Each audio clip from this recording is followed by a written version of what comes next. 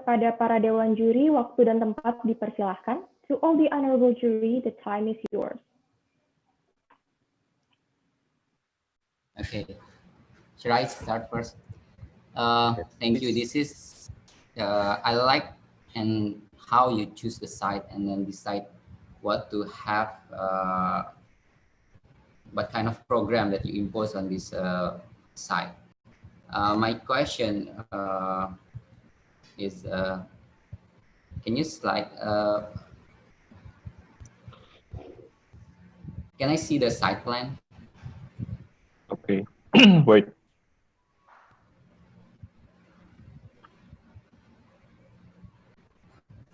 Yeah, okay, this one.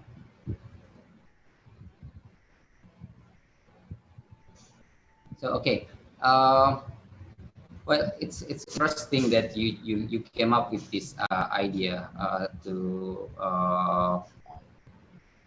generate new programs and then add more values on this monastery.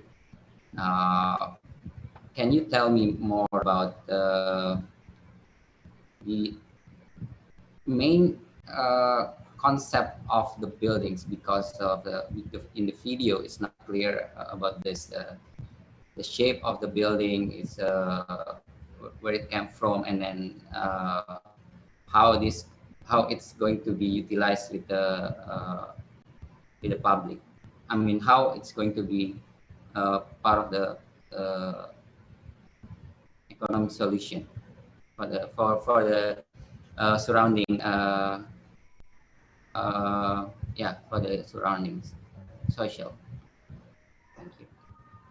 Oke, baik, kalau boleh saya perjelas tadi pertanyaannya, bahwa Pak Haji menanyakan pertama poin utamanya berkaitan dengan konsepnya, yang kedua berkaitan dengan ekonomi sekitarnya. Apa demikian benar, Pak? Ya. Oke, kalau yang kembali ke main konsepnya, bahwa saya berusaha untuk mengangkat ke isu kontekstualitas yang ada di tempatnya. Jadi saya berusaha untuk membawa bagaimana istilah bentukan-bentukan lokal ada di sana, saya berusaha untuk definisikan kembali. Kemudian saya coba mencari dan menggali lebih dalam bahwa potensi apa yang sebenarnya ada, bahwa salah satu potensi yang mau ditampilkan dalam karakter biara ini adalah karakter dari Ordo Fransiskan itu sendiri, yang mana mereka memiliki semangat hidupnya berkaitan dengan kegiatannya yang berusaha mencintai alam, ramah terhadap lingkungan, sehingga saya berusaha mengkontekstualitaskan dan menggabungkan unsur-unsur yang ingin ditampilkan, yaitu pada orang Flores sendiri sebagai kontekstualitas tempatnya, yaitu mereka bagaimana merespon kehidupannya dengan ramah lingkungan dan berkaitan dengan juga arsitekturnya. Kemudian dari prinsip hidup Fransiskan, saya melihat bagaimana dia hidup berdampingan dengan alamnya dan karakter yang harus saya coba untuk tampilkan.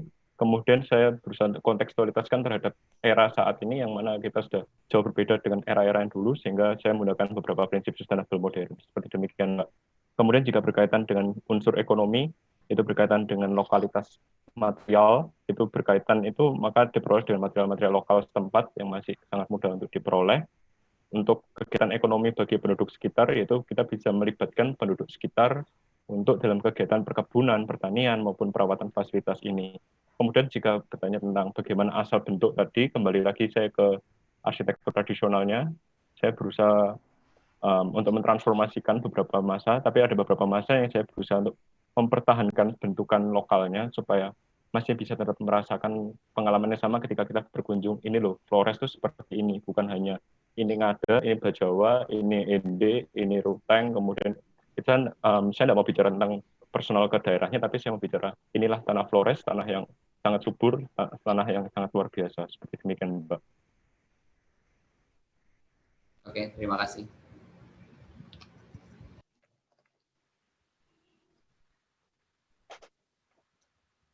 Should I step in, or please go ahead? I can go last. Oh, okay, my turn then.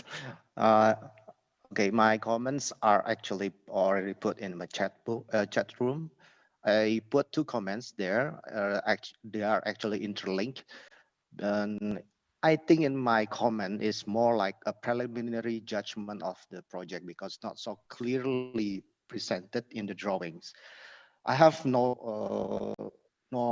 qualms about the concept because it's beautiful and idyllic. if you can combine everything into a design solution, it will be great. So my question is more about how those statements reflected in the design solution. And going to use bahasa Indonesia here. Karena di konsep itu dijelaskan bagaimana fasilitas ini sebenarnya seakan-akan diharapkan bisa membantu masyarakat lokal dengan pendidikan, training dan lain sebagainya, dan juga mengenai bagaimana mereka bisa terlibat dalam proyek ini. Dan bukan cuma dalam fungsi pastoralnya, kegiatan sehari-hari dari fasilitas ini, tapi juga mungkin hal ini bisa dibayar lunas oleh, bukan lunas lah ya, tapi dibayar atau paling tidak ditanggapi oleh bagaimana fasilitas ini dibangun gitu. Jadi kalau dilihat dengan perbandingan dengan site-nya, bentuk dan ruang yang dihasilkan, yang diproduksi di sana itu termasuk cukup padat, cukup masif untuk daerah sana gitu. Kalau dilihat konteksnya itu kawasan itu menjadi padat sendiri di tengah kawasan yang masih sangat buka gitu. Problemnya adalah bagaimana ini bisa dimanfaatkan di desainnya sendiri gitu. Jadi bagaimana si desain ini bisa tidak hanya menjawab dengan solusi bahwa bangunan ini menggunakan bentuk atap lokal gitu, tapi lebih kepada mana bangunan ini dibangun, sementara waktu mereka dibangun bangunan ini, proyek ini bisa memberikan masyarakat lokal misalnya kesempatan untuk bekerja, berkarya, mengembangkan craft lokal dan lain sebagainya. Di sini yang sayangnya jangan-jangan, mudah-mudahan saya salah, tidak kelihatan di gambar-gambarnya gitu. Jadi bahkan gambarnya hanya terlihat sedikit. Dan saya memperhatikan the heavy use of concrete for the platforms, especially in the chapel area. Is it really concrete, or is it something that is made look like concrete using the local materials? Because having concrete in such a remote area, it's actually not undermining the local potential that you have shown us in the concept. And also about the construction of the chapel, is not so clear whether you are using bamboo or using steel or whatever, because it's not reflected in the drawings. If you please prove me wrong. Thank you. Oke, jika saya menangkap poinnya, ini juga sambil saya baca pertanyaan bahwa adanya keraguan dari Pak Setiadi terkait dengan komposisi yang mungkin terlalu padat di site ini, yang pertama. Kemudian yang kedua berkaitan dengan penggunaan konkret tadi ya. Dan yang ketiga berkaitan dengan material structure yang digunakan pada bagian chapel-nya. Apakah benar demikian, Mbak? Ya, sorry. Yang pertama tidak terlalu padat. Padat atau tidak padat itu bukan concern saya. Saya melihat hanya karena proyek ini secara volume cukup besar gitu. Jadi punya potensi untuk dijadikan proyek yang dimanfaatkan oleh masyarakat lokal begitu. Saya tidak mempermasalahkan site plan yang padat. Oke. Kalau berkaitan dengan potensi yang bisa dimanfaatkan oleh masyarakat setempat, jelas masih bisa sangat berpotensi, Pak. Karena saya melihat ketika saya visit ke daerah sana, bagaimana masyarakat setempat itu pola-pola sosialnya ketika mereka bekerja sama dalam proyek-proyek pembangunan. Jadi, seumpama seperti kita mempunyai satu proyek, maka secara otomatis tidak akan mendatangkan tukang dari luar, tapi mereka akan melibatkan bagaimana sosial community mereka, mungkin ada tetangga-tetangga mereka, itu mereka akan dilibatkan. Sebagai contoh, ketika saya visit di sana, ada proyek pembangunan gereja yang mana untuk kebutuhan tenaga kerjanya itu mereka masih disuplai dari lokal juga ada, maupun juga ada beberapa tenaga ahli yang didatangkan dari luar Flores, seperti demikian, Pak. Kemudian untuk penggunaan lantai yang tadi untuk konkret, bagaimana dengan area yang terkontrol, itu cukup menjadi efforts. Ya, untuk hal ini saya mencoba mendefinisikan kembali bahwa kalau solusi yang memang cukup mudah diterapkan adalah penggunaan konkret. Mengapa demikian? Karena dalam perawatan untuk kedepannya adalah kita akan lebih meminimalkan perawatannya, Pak. Karena mengingat ini kan biara juga bukan fasilitas yang menghasilkan banyak uang yang sangat luar biasa seperti kita bandingkan atau seperti mall atau seperti hotels. Jadi saya rasa solusi yang masuk dengan hal ini yang juga kebanyakan mereka terapkan di sana, untuk sementara mereka akan menggunakan konkret seperti demikian, Pak. Jadi itu solusi yang saya melihat bagaimana affordance masyarakat setempat dalam menanggapi situasi mereka seperti itu. Kemudian untuk Structure yang saya gunakan itu structure bambu. Jadi saya coba belajar dari pressure structure. Mungkin sorry ini kurang besar. Ini yang saya gunakan adalah dari di Thailand. Itu dari Chiang Mai Life Construction. Itu dia Panyandian International School Bamboo Sports Hall. Saya berusaha memahami bagaimana pola struktur mereka bekerja yang coba saya definisikan ke karya saya demikian Pak. Karena melimpahnya material juga yang ada di sana adalah bambu seperti itu. Okay. So sadly, it proves my judgment. Okay, sorry. So yeah, can I have my comments then? Because it's actually the project misses so many opportunities. Because ya itulah karena masyarakat lokal yang di sana itu tidak dianggap sebagai potensi gitu. Bahkan sebenarnya dia digunakan sebagai tenaga labor aja kalau saya lihat dari desainnya gitu. Karena semua seakan-akan diserahkan pada kontraktor bagaimana membangun, bagaimana memanfaatkan tenaga mereka, tapi tidak memanfaatkan keterampilan yang ada pada mereka gitu. Ya, oke, semoga. Tapi saya sebenarnya berharap desain Anda ini lebih memperlihatkan lagi bagaimana sambungan bambu itu diperlihatkan gitu untuk membuat bangunan seperti ini. Apakah cukup mudah bagi masyarakat lokal untuk membangunnya tanpa skill tertentu misalnya, atau menggunakan teknik yang ada di sana untuk digunakan kembali dalam proyek ini? Kira-kira ada nggak gambar itu? Kalau untuk gambar detailnya mungkin tidak terlihat ya Pak di sini ya. Tapi Ya, saya coba waktu seperti beton atau baja. Seperti steel ya, seperti steel. Yeah. Karena memang concern untuk di tugas akhir saya bukan di pedalaman structure tapi lebih ke sustainable seperti demikian Pak. Baik. Ya, itu ada problem kategori menurut saya. This is a problem of category actually. You cannot really separate based on themes like this because all designs solutions should also a solution to social problems, technological problems, and also like cultural issues. Okay, thank you.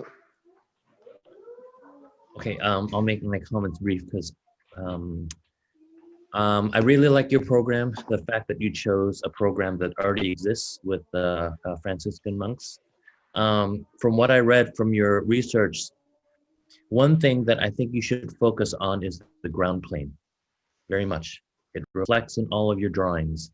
I am not so worried about the iconic roofs because I know that a lot of your attention was put into that, but I think you need to work on connections of the building to the ground and the identity of the ground itself, because from what I read, there are a lot of local knowledge that the monks created in terms of agriculture and the way of treating the ground and creating new types of kind of agricultural and kind of sustainable techniques. If you look at your master plan, you can read exactly where your focus of attention was. It was on the architectural buildings. And the rest, to me, did not have the same amount of focus because the problem with this site, you can see it in the site plan as well as the 3D renderings, is that all the attention was put on the buildings. And the ground plane really could have made this very much alive. And the fact that you chose very many different types of architectural typologies, to me, there are too many types. I know that you want to celebrate kind of the local iconic architecture, but sometimes there can be too much of a good thing because some parts have to be quiet, some parts have to be loud. But if you are going to use a lot of different building typologies, you need to work on your landscaping and the ground plane to basically hide some and reveal some to create contrasts of highs and lows, or else it'll be just trophies, architectural trophies that are dotting your site plan, which is what it looks like right now. I also encourage you and many other people who've done this is to not just do 3D renderings, especially your project with beautiful handmade materiality construction. You should look at hand drawings, or at least you need to work on your 3D renderings so that they don't look like corporate renderings, but they already look good as well because you've muted the colors, but the materiality of natural materials does not, if you don't do it well, it comes out looking very flat and bland in 3D renderings, as well as people, which is, I think, another important, people, landscape are the two things that are neglected when you do 3D renderings. which I think you should look at collage techniques more, hiding your building more, because with Thai architecture, as with Indonesian architecture, the beauty of the architecture isn't the architecture itself, but it's also the landscape and the people that inhabit it as well in creating the atmosphere. But I like your program. Thank you. No questions, just comments, because I know we have limited time. Okay, thank you, Mr. Chat. Sure. I'm very appreciated. Yeah. You should put in some hand sketches too, especially with this project. Okay, so we're going to proceed to the next finalist. Selanjutnya, peserta KTA 2020 nomor 49 pada kategori Design Studies yang berjudul Rediscover the Abandoned, Studi Strategi Desain Adaptif Reuse dalam Konservasi Bangunan Bersejarah di Jakarta. Dipersilakan.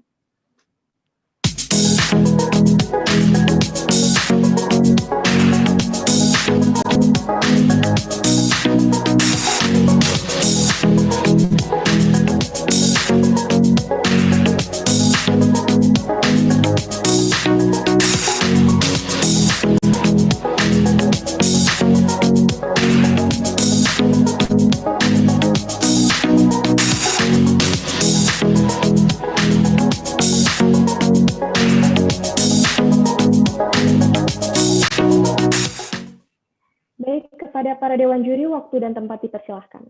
To all the honorable jury, the time is yours. I think now Pak Chung can start first. You want me to start? Okay. Hold on, I have so many questions here. Yeah, I do too. Please chat, you go ahead then. I may start with questions. I understand that the interventions, it's kind of this, first of all, I appreciate that you're working on the topic of kind of adaptive reuse. I appreciate that. I think it's very important in this day and age to look at alternatives to not just building completely from scratch because of global warming, of existing resources. So I like your focus of the project. So I want to commend you on that.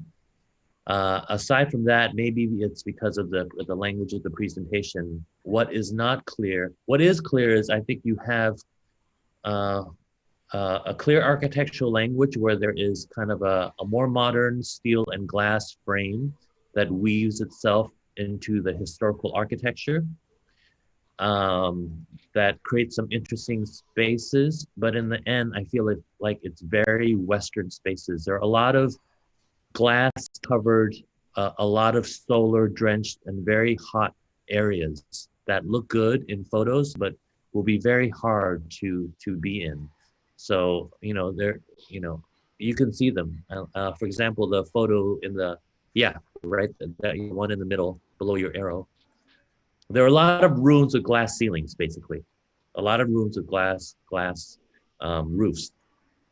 But what I also really don't understand fully is what is the program, which I think is very important, is the new programs that you're inserting into the historic building, because it's really about telling a story, not only of its architecture, how the two types of architecture collide, but also how new programs existing with old programs. And what you talk about is, we don't want to just preserve old buildings. You actually have to transform them, not only with architecture, but also with innovative new types of program. So let me just start with that. What is the programming? And my comment was on the very modern intervention, which I don't have no problem with, but I don't think it's very based in Indonesia, and it's very tropical because of the glass roof. Yes. Okay, thank you. I appreciate your comment. Now I want to explain about the program that I put inside the new building. I'm going to show you. Okay, so the new program in this site is like, I'm going to build like a museum, for a photography museum, and also a cultural and arts and museum. Why? Because first, according to the site area that I chose for this building, it was used to be the district, the business district area of the during the colonial era. So here you can see the building was built during the Dutch colonial era, and it has a unique design or architectural elements and physical elements there, where it could invite like visitors or other people from other country to the area, which is now abandoned area. I want to make the area become alive economically and also socially, so that lots of people from other area could also come to this area. So the main purpose is to make a photographer and art community, which is named like Komunitas Kota Tua, Komunitas Fotografer Kota Tua. Here I'm gonna give you the.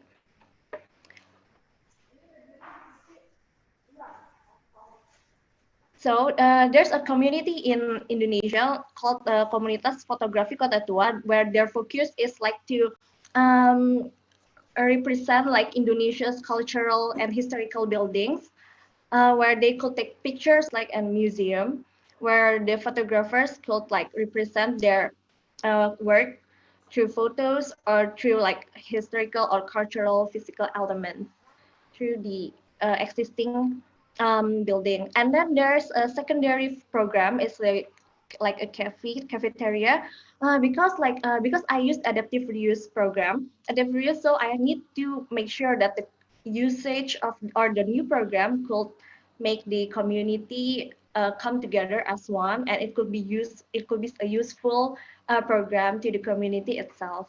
So there are like two main programs, the museum, and also the second one is like the cafeteria or like the more leisure area for the community around this space. And for the second one is the usage of the materials. So I use like three implementations for my project itself. The first implementation is like from the physical elements that have in the strategy of the adaptive use, I choose the weaving strategy because it suits the program and it suits the historical building itself. With the material for the glass, yeah, I know it's a hot and humid place in Jakarta, especially in the middle of the Jakarta. So why do I choose like the transparent material is because when I use the weaving strategy for the adaptive reuse, they need to have a contrast materials from the original materials, because the original materials of the building is like a solid and opaque materials, like I'm gonna zoom this one, like bricks and like solid walls. So even though like the new building itself is put it inside and yet outside or around the new building, around the old building, sorry. But I want to make sure that the people and the visitors there could know that, oh, this is the new building, where it's differentiated by the material itself, the contrast of the materials. As like using the modern like steels and also like glass or a more transparent material. So in one building, when they come inside, they could feel like, oh, here is like the old building, which has been interpreted the modern materials, such as like the glass, like there. So the atmosphere, they could feel like the unique atmosphere of the historical building, but they could also feel like the modern taste of the Yeah, architecture. but that's very Western thinking. That works in a Europe, that works in a museum in America or in France or in Germany, but you're in Jakarta. We need to make a translation of how to create this type of contrast, but in the Indonesian modern way, I think, right? Because eventually, once you graduate, you're going to be practicing architects. So you need to face this problem head on, because you're creating this project about sustainability, adaptive reuse, but you're going to spend a ton of money operating air conditioning, and people aren't going to use it. So technical issues are just as important as construction and conceptual material issues. And if you embrace these technical issues in a serious way, you'll find innovative solutions locally that will work better than steel and glass, or incorporate them in a different way. Okay, sorry, I've taken too much time. Go ahead, other people. But the composition is very interesting, other than that. Thank you very much. My turn? Okay. Apart from my comment, I already put 8 points in the chat box. And what I'm going to ask is about, do you consult the urban design guidelines for this project or not?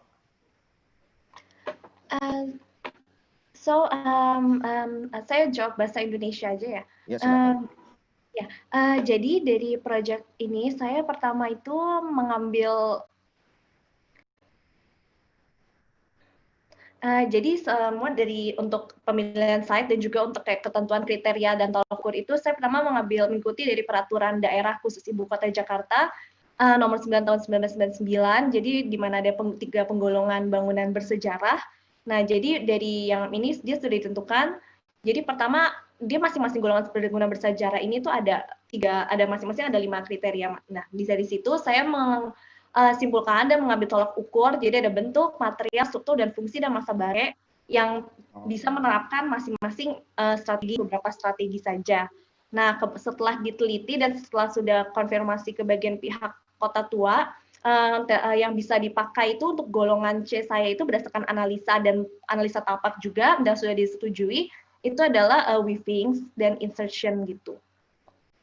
Jadi dari buildings, but there's also what kind of function that will work together with everything that is being conserved and also being redeveloped in the old city of Jakarta. It's much newer strategies that have been deployed by the profession. I think if we play by the rule, we can really contribute something to the site and also gain something that has been strategized by the provincial government. Because it's the ongoing project of the very big project by the provincial government of Jakarta. So so I think that you're playing your project as a commercial private establishment rather than as a public non-profit activity, because we will challenge you more about how to put the maximum gross floor area into a preserve structure urban tissue in the old city, rather than to put a very, very light programming into the existing situation. That's only my comment, actually. Thank you. But what I can comment about your project is actually the interesting use of the steel grids. That's probably works to orientate visitors to really understand the structure and to understand the unskewness of the project. But I'm also questioning about the use of the overhanging glass roof reaching to the river. Whether it's a wise thing to do or not, I'm not really sure, because you're not consulting the urban design guideline, the new urban design guidelines. That's only on my comments. Please, Pak Haji, probably you have your own comments. I just thank you. Very interesting. Add up some comments, not a question. So basically, I like the way you present the work. It's good presentation, graphic-wise, but the execution-wise, I agree with Pak Chung and Pak Chat that this is Jakarta, which is very hot, and it's really really difficult to have a glass roof, glass canopy, and I think you already have Alsop as reference, one of Alsop work as reference, and you can see his work in Singapore, Clarke Quay, where in almost the same situation, old buildings, there's an intervention with contemporary architecture where he just create umbrella with very modern materials. So basically, you just create this tropical kind of moderate moderate the climate with the tropical solution. So instead of using glass, he's using EFTE, and it's like an umbrella. The air is still flowing. Minimum use of air conditioning. That it's really important because we need to bring up the identity that we are in Jakarta, we are in Indonesia. It should be different from in Amsterdam or other areas. So that needs to be your consideration when you design. Bring up the identity of the place, so the spirit of the place. Also agree with Pak Setiadi Sopandi that the glass canopy crossing the road maybe is not allowed in this area because it's one of a heritage area, which is very strict in the regulation. I think that's my comments for your improvement on the projects. Thank you. Okay, thank you very much, Mr. Aji. Ya, jadi aku kemarin, so what I want to for the program. Jadi untuk programnya ini itu aku lokasiin di sini itu dikarenakan pertama juga dari bagian sini kan ada kali besar yang merupakan kayak tempat wisata utama dari bagian kota tua itu. Nah, terus bagian sini, yang bagian belakangnya itu adalah kayak pasar kota tua yang merupakan kayak area yang banyak pengunjung. Nah, dari itu aku yang mungkin menaruh bagian ini itu kayak yang penutupnya itu kaca untuk menyeberang itu pertama tujuan aku awalnya untuk kayak membuat orang bisa mengkoneksikan kedua area tersebut gitu. Jadi kayak agar menghidupkan kembali area tersebut. Tapi ya memang belum mengikuti guidelines dari urbannya itu. Jadi terima kasih untuk masukannya Pak Setia Sopadi dan Pak Aji, dan juga dia akan dikembangkan kembali. Can I add one last comment before we go? I think it's interesting that we're trying to create a community and to attract foreign tourists. But one thing that could be helpful too, we've had a lot of projects that the original intention was to bring in foreign tourists, but I think it would be interesting to actually cater to local groups, because in this day and age, foreigners are looking for authenticity. They want to go to places where, so if we start to think about how do I make this place really successful and really help assist local communities and local businesses so that it's successful locally, that in turn will help bring in foreign tourists. Because foreign tourists nowadays don't want to see other foreign tourists. They want to hide amongst locals. They want to feel they're in a very authentic place that is actually live with authentic local people. So that's my comment. This actually will help create shape and create form and create program, because once you may think of, instead of having, a global touristy shop, it could be a local noodle shop that changes the aesthetics and materials and approach to space. Okay, thank you. Okay. Thank you very much. Baik, waktu tanya jawab peserta nomor 49 sudah habis. I'm sorry for the time for participant number 49 has run out, so we're going to proceed to the next finalist. Selanjutnya, peserta KTA 2020 nomor 51 pada kategori Design Studies yang berjudul Strategy Concept Design Life Outside and Life Inside sebagai pendorong interaksi sosial pada multifamily housing. Dipersilahkan.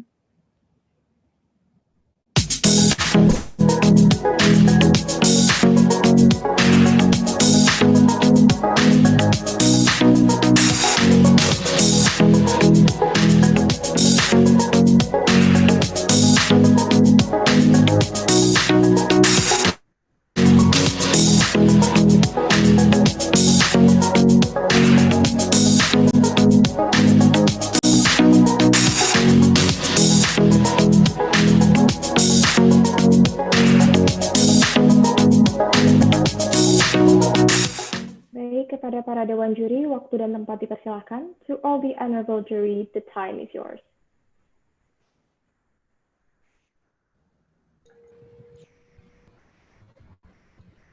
First. Pak Chung. Okay, hold on. I'm typing. Okay. I have 4 comments on this. First, I need an answer to this. So my first comment. Do you set up guidelines like the maximum or optimal number of occupants, scale proportion, or studies of spatial typologies, which is interpreted or you believe or you regard as something that can potentially bring the sense of neighborhood into the project?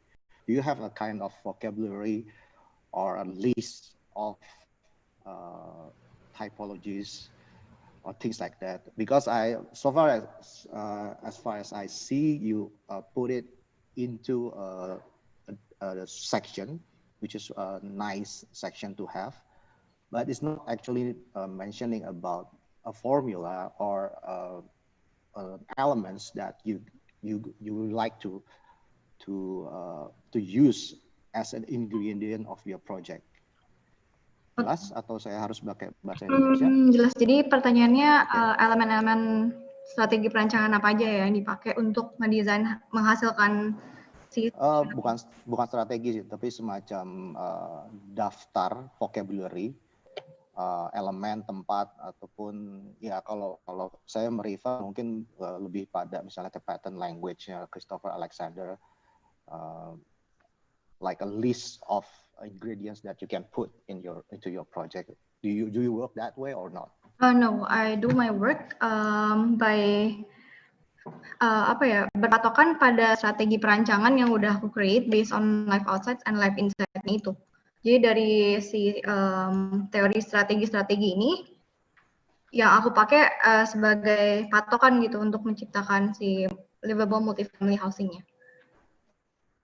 Is that translate into scale, proportion, or dimension, certain kind of flow of organizations?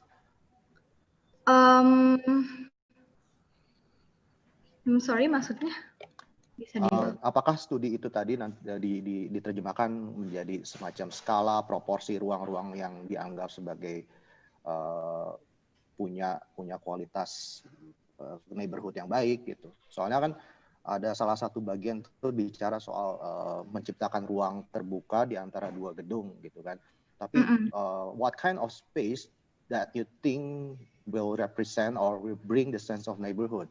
What kind of scale, what kind of proportion, what kind of dimension? Oke. Yeah.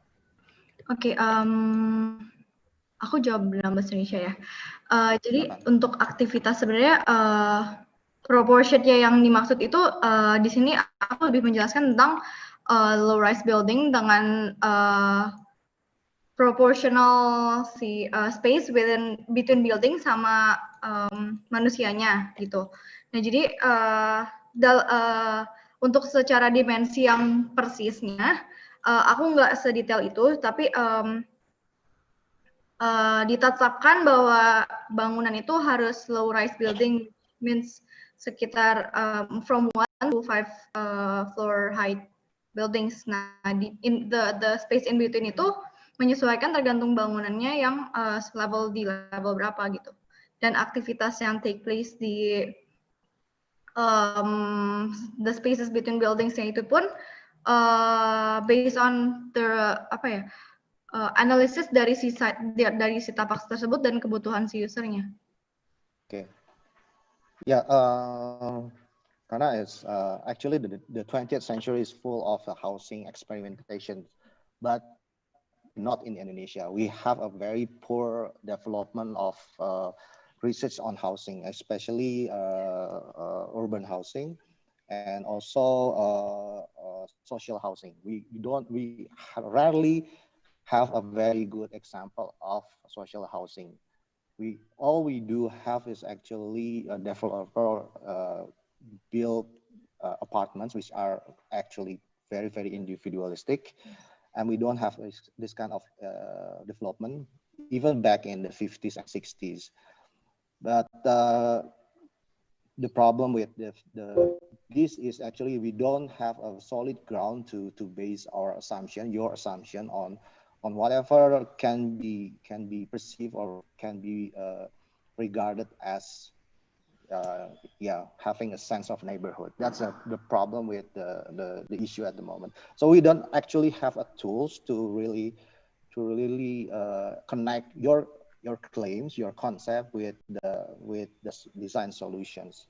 So it's a problem for me to really assess this work as well, because sometimes some of these open spaces are actually quite overwhelming in terms of neighborhood.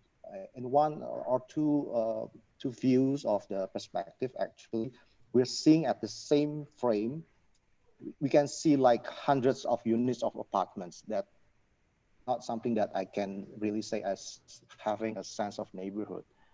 We're having hard time to really know our neighbors, even to note whether we can have access to those part of the housing areas. Actually, that's only my comment. Okay, thank you. Thank you. Chat. Oh, okay. You can go first. Okay. Wow. Can I see the ground floor plan? Okay.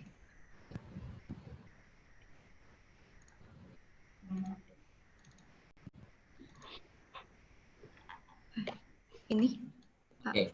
So what is in the ground floor? Are the units? Okay. My programs in the ground floor is divided into two different sections, where half of like diagonal. Sorry, can I show other? Okay. So the programs in here is distributed. In the ground floor, I have public facilities programs within the sorry aku jawab bahasa Indonesia ya Pak.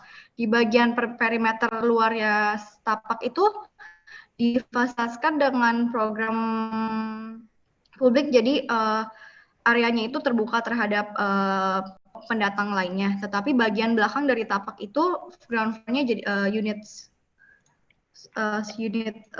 apartemen semuanya. Jadi dibagi dalam satu line ini nih, satu line mana si bagian satu line ini. Jadi bagian area ini tuh area yang publik. Okay, this is where your idea is about life inside and life outside. Okay. Yes. But then I think you missed the opportunity that in this area, especially if I'm not mistaken, Tangerang. Tangerang, okay. Lands are, I mean, open public space are quite expensive. So I think ground floor is one of the opportunity for the neighborhood to have a common or shared space where they can have an interaction. So many activities actually happen just in that on that ground floor, because if it's in between buildings, yeah, well, you have in the afternoon you have sun, so you have to cover it. But under the first story, you are covered, so you can make use of that space to for a public space. And then that's my comment. So you miss that opportunity to develop more on the ground floor, and then the connectivities in between buildings on the maybe on the roof. Can you see the roof plan? I don't have the roof plan, but I can show the you. 3D axonometric. Yeah, that. Sorry.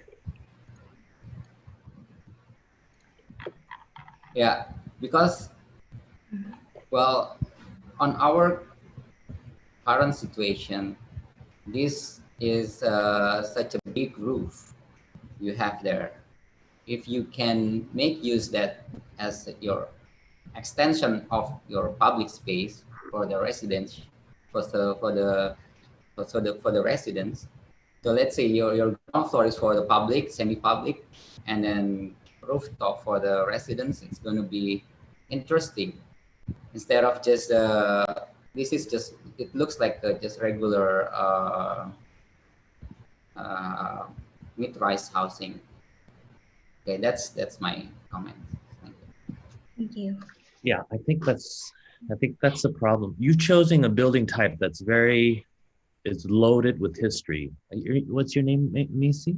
Macy. Macy.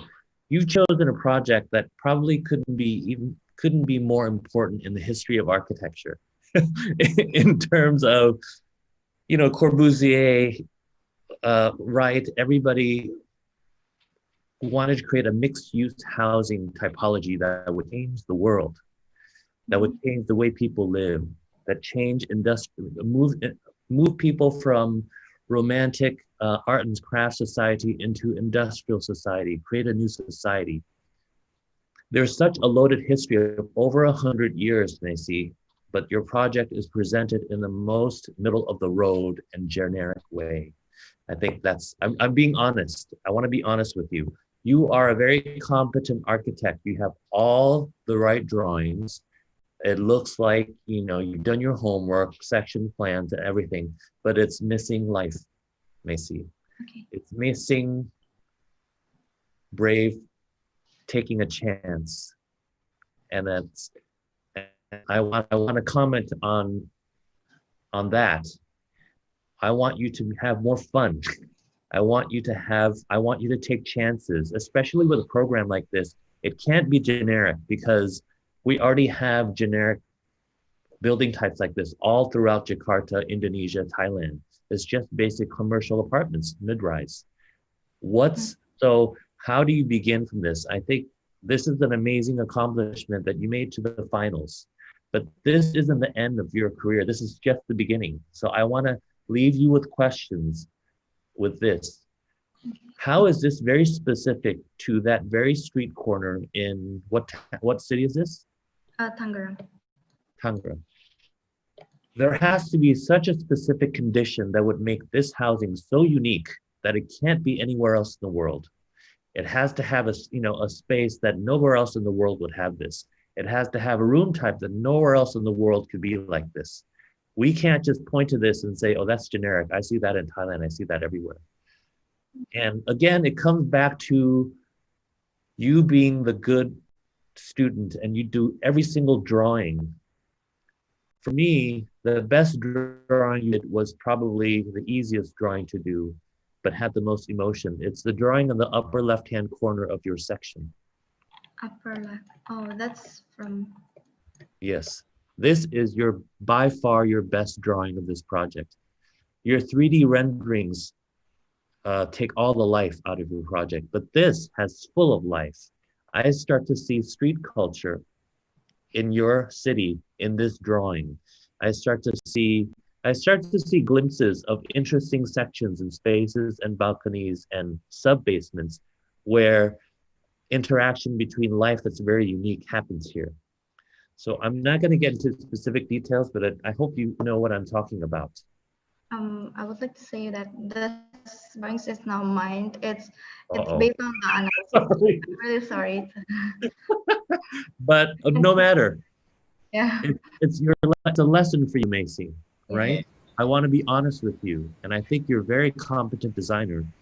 You have all the skills, but you need to go out and get drunk, have fun, and take chances, because that's what architecture is. It isn't about work and labor. It's about having fun and taking chances and seeing the fun and wonderful thing around you and making it special for your project.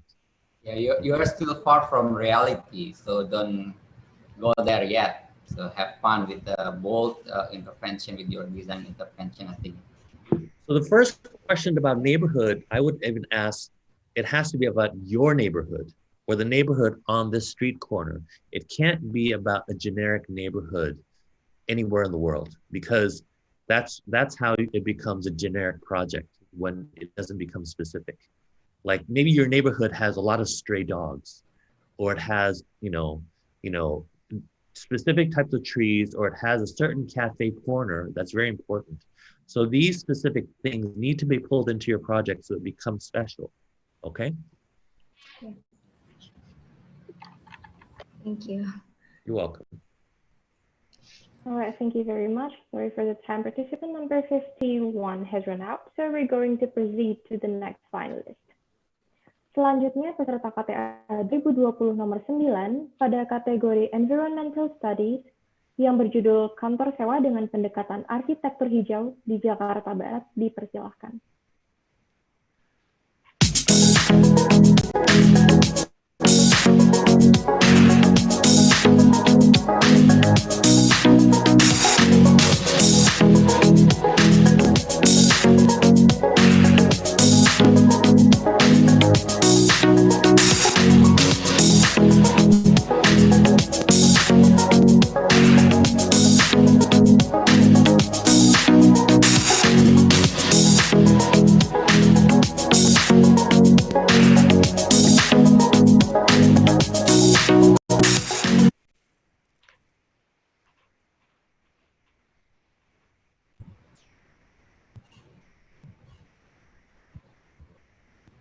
Alright, kepada para dewan juri, waktu dan tempat dipersilahkan. And to all the honorable jury, the time is yours.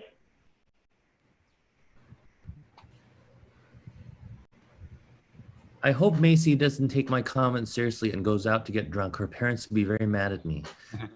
That's not what I meant. Metaphorically.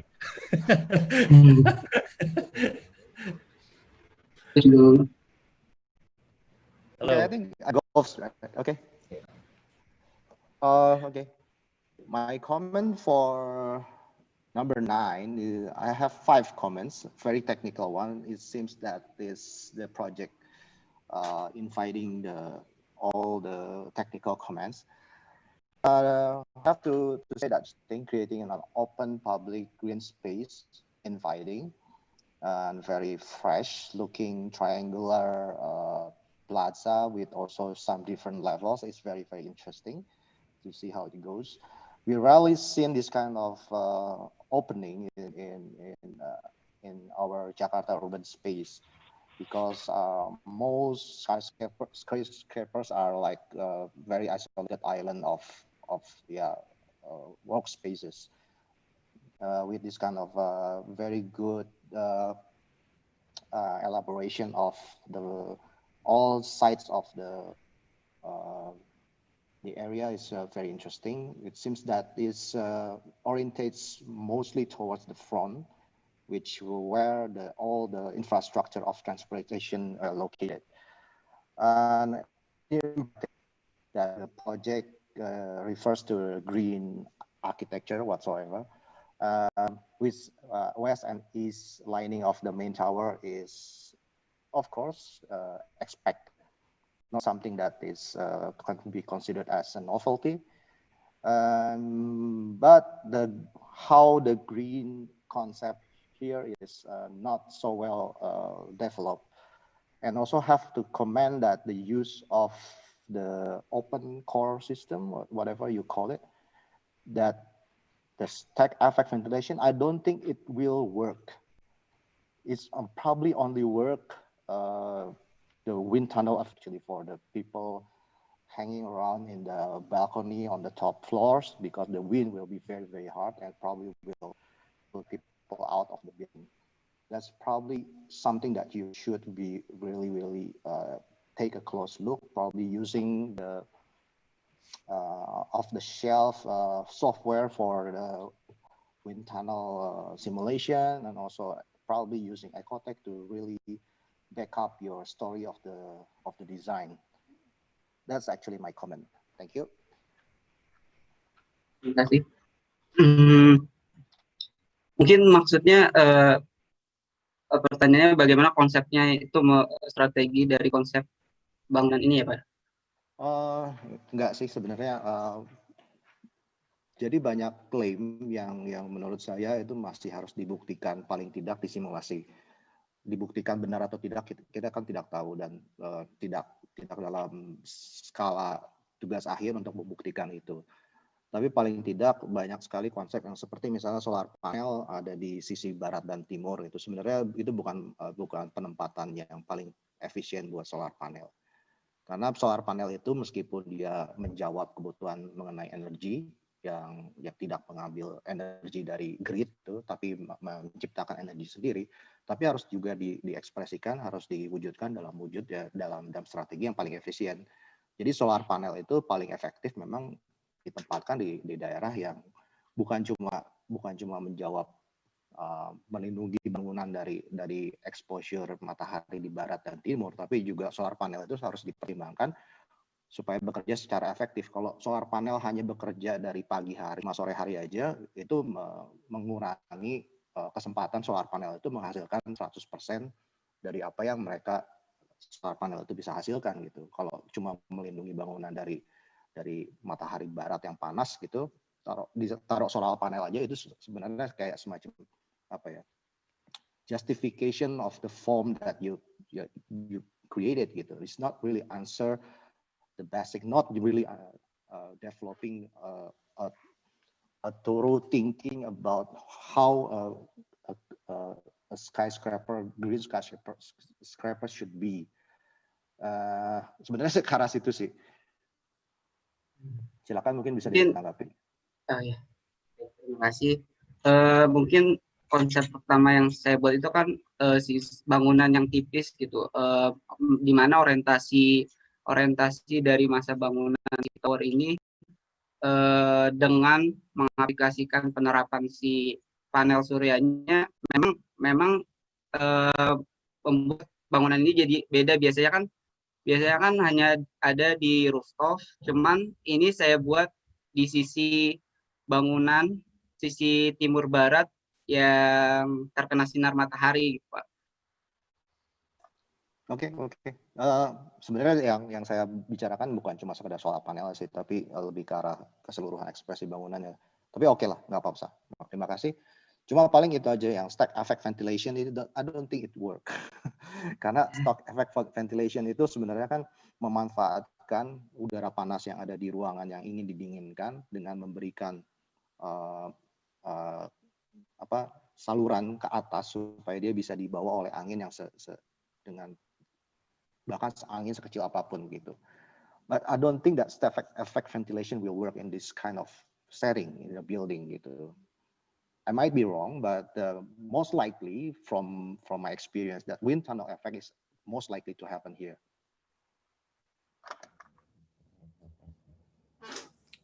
Should I go? Okay. Go ahead. Similarly to the last project, you've chosen a building type that is, it's a common building type, right? There are a lot of projects that a lot of students, a lot of professionals focus on the skyscraper because it's a very interesting typology.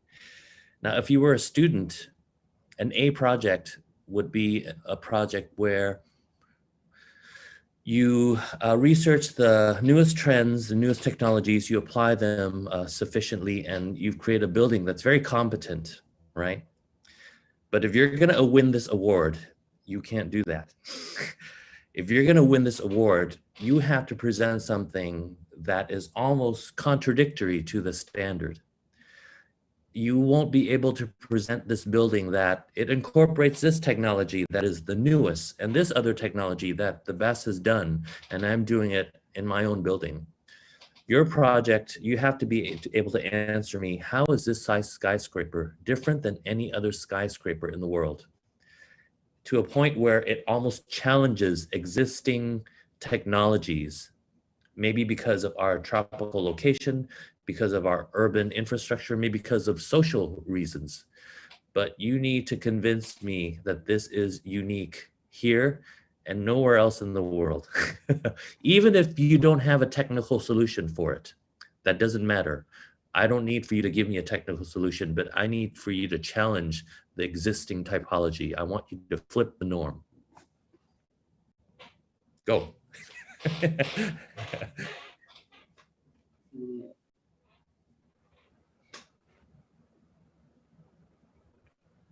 Mungkin dari bagaimana saya memstrategikan bangunan saya ini seperti konsep energi dengan panel surya, terus konsep green, di mana konsepnya yaitu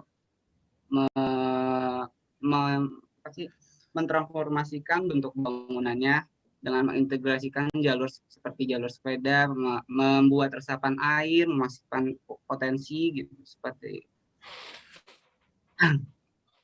Mas I don't maksud think mau I membantu don't tadi think that answers it. maksud pertanyaannya seperti ini. Bagaimana Mas dapat membuktikan bahwa skyscraper ini berbeda dengan skyscraper lainnya di dunia? Mungkin lebih ke authenticity-nya ini Mas bagaimana gitu? Ya, cara Mas apa yang berbeda dari desain Mas dengan yang lainnya gitu? Apakah ada hal-hal di Mas mengkontekstual sekitar Mas bagaimana gitu ya Mas, ada seperti itu mungkin membantu. Mungkin yang tadi saya sebutkan itu kan misalkan desain saya yang berbeda itu seperti panel surya yang biasanya ada di rooftop, tapi saya buat di sisi bangunan sinar matahari dari sisi barat dan timur. Terus saya membuat bangunan ini menjadikan konsep yang green gitu. Seperti 4 konsep yang pertama saya buat itu menjadikan desain kantor yang memang bukan yang konvensional, tapi yang emang menciptakan suasana yang kompleks dan compact serta bersinergi dengan urban lifestyle. Terus dari strategi desain saya ini itu dengan menerapkan konsep-konsep seperti green, konsep energi, dan konsep air, serta pencahayaan alami dan penghawaan alami. Mungkin bedanya yaitu dari penghawaan alami memaksimalkan koridor airwell stack effect yang mencegah dan mendinginkan bangunan secara fasid, di mana bangunan ini memanfaatkan void dan area deck untuk sehingga ruang-ruang publik seperti lift, lobby, koridor hanya menggunakan penghawaan alami. Seperti itu.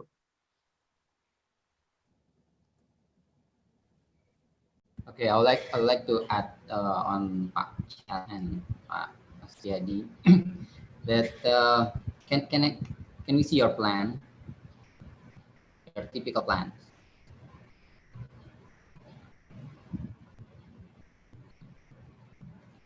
Okay, basically, your typical plans.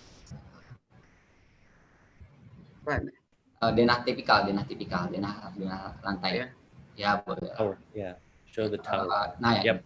Jadi, so basically what Pak Chat and Pak Setiat di Sopandi was mentioned is this is a typical office building with new intervention from your side is you have a open corridor.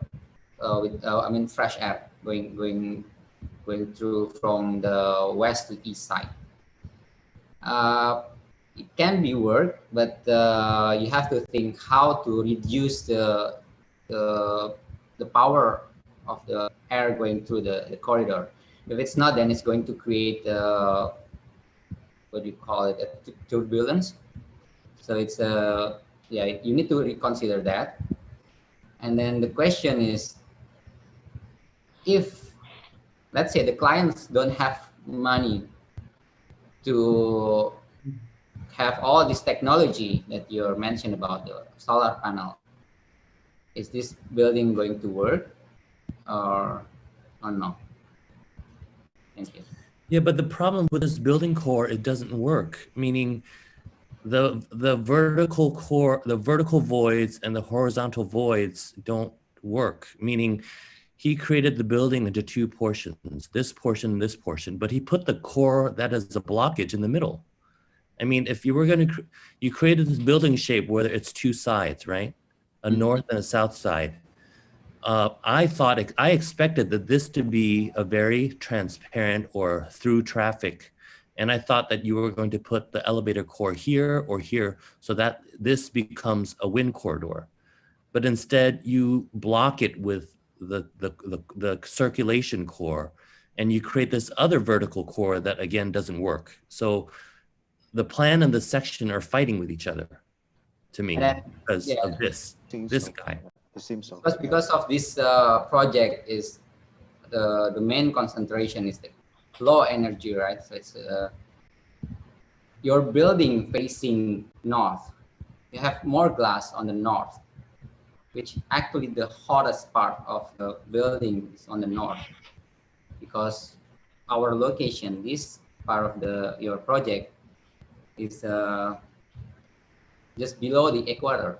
So in the morning up to the from sunrise to sunset, it will expose to the sun.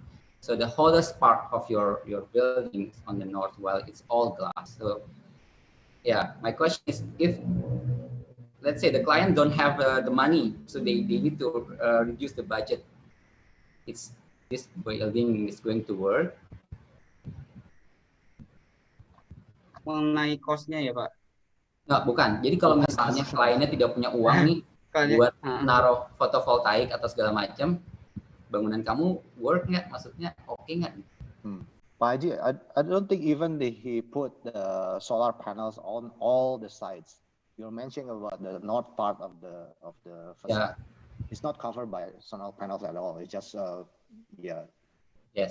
glass curtain wall.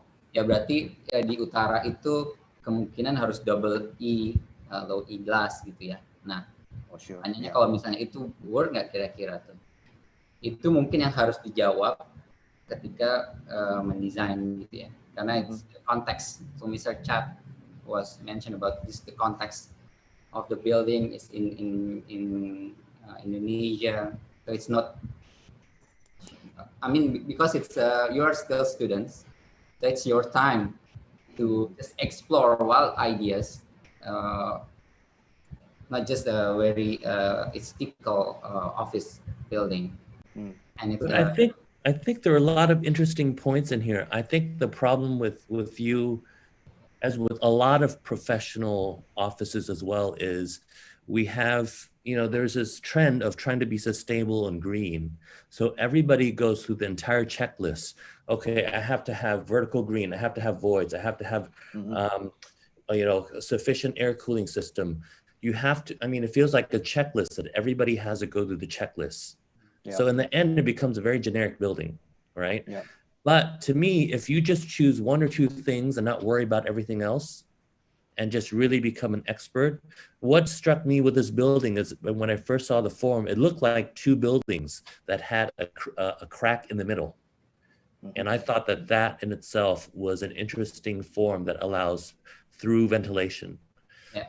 So I feel like you can throw some of the stuff out, because I feel like this sustainability movement, this green movement, is a lot of it is BS.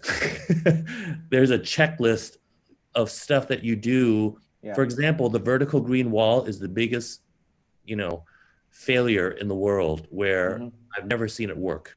Yeah. I've never seen it work. Yeah. Everything dies and you have to replace it. You go to Singapore and it's full of dead plants. Yeah.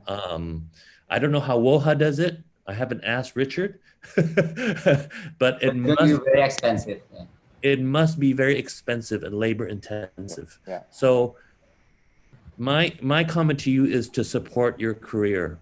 If you really love skyscrapers, be very critical of the existing movement in skyscrapers. Forge your own path. Instead of kind of taking in all the requirements, I want you to spend from this day forward questioning all the sustainability requirements that they ask you to do and see if they really work, right? This could be a beautiful start to an interesting focus in your career. Yeah, I have to comment on that actually. I think the most green buildings that we ever built entirely in the history of modern architecture is actually the ones that built in the 50s and the 60s. Some of the experiments by the architects who has no access to air conditioning are actually building their buildings more friendly to the environment, whether it is in a tropical area or in the subtropical area. There's a lot of books on that. Actually, the last one I was just bought it is about the building without air conditioning. I forgot the title actually, but by masters of the modern movements before the invention, before they use air conditioning, before the war. Actually, they built the very nice buildings that is actually actively engaging this so-called passive cooling or passive retaining of the heat inside the spaces. They're much more interesting rather than the ones that we call as green architecture at these days. So actually the answer lies in what we deploy in the 50s and 60s in terms of building science. There's a lot of things that have no longer been taught to architecture students, like the solar chart. We just receive it in the form of softwares that we don't know how to operate it in the first place. We just have it uploaded into the computer and have it simulated. We don't know the process. And the result is we don't know how we respond to particular problems of the environment. So we don't know how to react, how to place our openings, how we put our building mass according to the orientation of the sun, things like that. Probably you should read more about the building science. In my era, it was called as a module for building physics. Rarely we don't teach that anymore. But lastly, I mean, there are local building models. Like in Thailand, we go to a resort town called Hua Hin, just an hour away from here. And there are all these high-rise towers that don't employ air conditioning, designed by no-name architects. But they have these voids that you have, but each condominium room has a slat door, a screen door, and so that wind blows through their front apartment door through the balcony. It's just as simple as that. And that in itself reduces the force of the wind, vertical wind, by letting it leak out each floor through the apartments. So very simple local models that you can look at. I feel like technology, don't look at local case studies as well. I'm sure there are great passive cooling mid to high rise in Indonesia that nobody's ever heard of, but are really effective as well. Right. Yeah, and I think it will answer this. It answers the current situation where most of the COVID-19 happen in the closed office. Yes. Okay, I think that's it. We spent a lot of time. Our MC is getting antsy. All right, there was some very constructive and very helpful comment coming from our jury. But sadly, the time for participant number 9 has run out. So we're going to proceed to the next finalist. Selanjutnya, peserta KTA 2020 nomor 42 pada kategori Environmental Studies yang berjudul Vertical Housing and Market with Hedonistic Sustainability Approach, Green Venture. Dipersilahkan.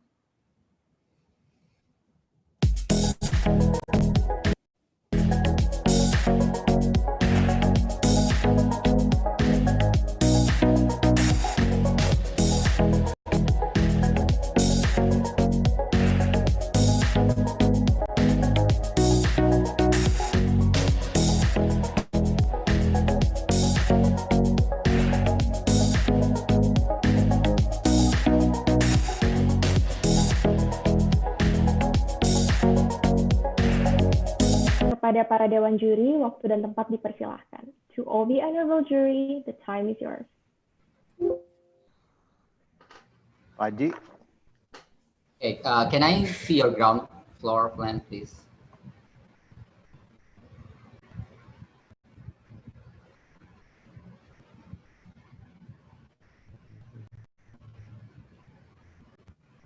Okay, I read that this is the original site have a traditional market, if I'm not mistaken. Yes, it is. So you're trying to design the new market. AGA is all market. Okay. Yes, it is market. Market, all wet market. Yeah. And see on your 3D, there's can I see your 3D?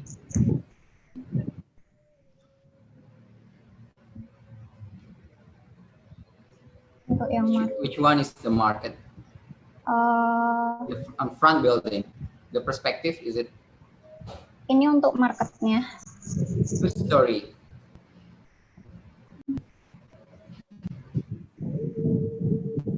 Ini untuk marketnya, Pak. Ini aksonometrinya. Okay, it's really beautiful renderings, but my question is, how are you going to maintain the facade with being productive facade? Can I answer now? Yes. So the management system is held by three staff. Basically, it is called production supervisor. The second one is operational staff, and the third is seller, also as farmer. Jadi maaf ya Pak, saya jawabnya campur. Jadi production supervisor itu untuk yang mengurusi masalah manajemen tanamannya. Kalau misalkan farmer sekaligus membutuhkan bantuan untuk manajemen otomatisasi tanamannya. Lalu ada operational staff biasanya untuk mengurusi teknikal kayak hal-hal teknis air atau nutrisi untuk tanamannya.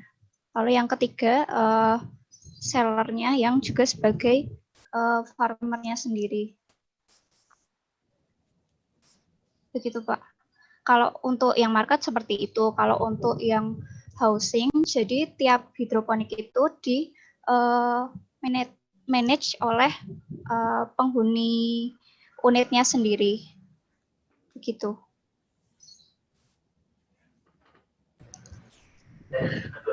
Okay, maybe Pak Setiadi can answer. This is quite loud.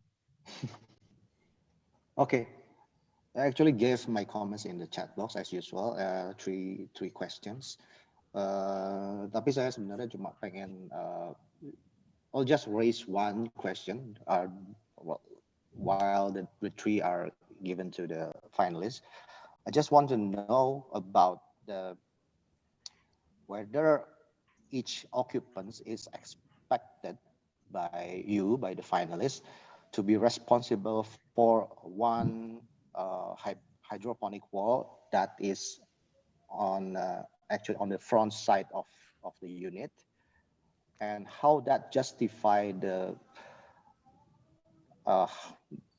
bagaimana nanti si occupant, si pemilik unit itu memanfaatkannya. Apakah memang mereka harus bercocok tanam, kalau enggak mereka dikeluarkan, di kick out dari unitnya gitu, dan bagaimana kalau mereka misalnya ya seberapa banyak, how much vegetables that the occupants can produce in such very tiny unit, one hydroponic wall, and how that compared to just make it like open balcony for planting vegetables. Do you have numbers of calculation on that? Silakan dijawab. Jadi sebenarnya bangunan ini tuh saya bagi dalam desain strategi. Jadi ada 3 fase. Jadi fase yang pertama itu ketika unit tinggalnya itu ditinggali oleh orang yang sama sekali belum mengenal tentang hidroponik. Dari situ dia menyewa unit yang mungkin belum ada sistem untuk tanaman di fasadnya. Nah, setelah itu, nanti ketika dia sudah belajar tentang hidroponik, dia bisa mulai kegiatan bercocok tanam itu dari fasad yang kecil, yaitu fasad di area area basahnya. Lalu setelah dia sudah terbiasa dengan kegiatan urban farming, dia bisa menanam di seluruh fasad unitnya. Nah, untuk tanamannya sendiri itu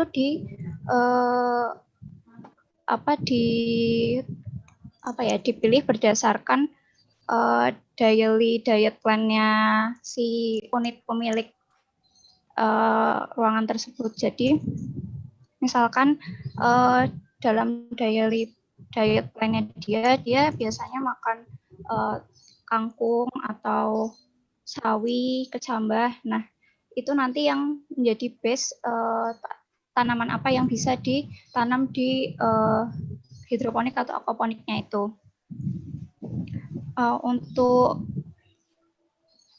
Untuk kalkulasinya kurang lebih sama sebenarnya. Jadi untuk di unit housing atau di unit market itu sebenarnya sama. Jadi biasanya untuk tanaman, misalkan kalau saya di sini menggunakan contoh water spinach atau kangkung. Jadi dia first season-nya itu biasanya tumbuh ketika sudah 1 bulan. Nanti dia secara average time dia bakal tumbuh 4-7 hari sekali. Nah, nanti kalau dalam kalkulasi harga itu 15.000 biasanya untuk 1 kilo. Jadi kurang lebih seperti ini kalau untuk perhitungannya. Gitu. Oke.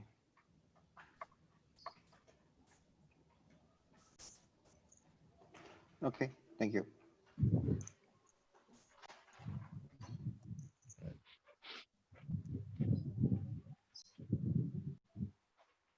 Okay, should I go?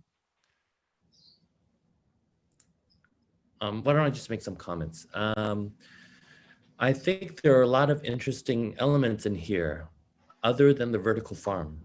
So like in our office, sometimes, you know, if we have to do a facade, that has to have some ivy or some green area that grows with it, we always say that zoom to the top one. Yes, zoom into that one. Okay, just look at this photo. I think it's interesting. Let's say if you had no green growing at all on the facade in the back, what I see is, you know, the plane at this point in time, there's a trend in vertical surfaces for growing green. And to the point where we've forgotten our ground plane. If you go back and look at your master plan, a lot of it is hardscape. If you try to see the potential of how do we use urban groundscape and not make it hardscape and turn it to greenscape, right? It could bring back the idea of agriculture into the plane that is the easiest to grow. I don't know if the jury agrees with me. I think the ground plane is still the easiest place to grow, horizontal, right? So if you your project could be a commentary on the trend of vertical farming. And you could say that, you know what? I say no to vertical farming. It doesn't work, it's expensive. And I want to rediscover the horizontal plane. If you redo your entire, you know, ground plane of the master plan and really, you know, if it's softscape, it actually helps with floods, right? Because of water absorption. If you top it off with concrete, it's, you know, the increase of flooding. If you, can you go back to the perspective I talked about? What's interesting to me in your perspective isn't your vertical wall, but actually your voids. You're making steps that people can actually, it's almost an outdoor stepping terrace that weaves through the building, correct? The wooden parts, right? Yes, that's true. And I see those as terrace horizontal planes that could be planted if there's enough sun, right? To me, growing stuff in that void is easier than growing on a vertical surface. Of course, we have to look at the orientation, if it's south side or west side or whatever, but to me, there's something interesting there. And I also like that you've researched into forms such as a local scaffolding in order to bring kind of a local construction into creating interior outdoor space for the market. So I think there's some interesting local inventions and local appropriations of architecture. So congratulations. And I don't feel your strongest point is the vertical farm either. Can I give my opinion? Of course. So what I concern first is about the future of urban city. As we know, the urban city is lack of public area. So why I don't make or design the farming horizontally is because we lack of area in Jakarta especially, and I try to make the ground mostly possible to be accessible to the public. So, but you can accessible a garden. Why does it have to be hardscape for people to use it? Actually, why can't there's public use softscape? You can walk through a garden. Actually, there's a green landscape here.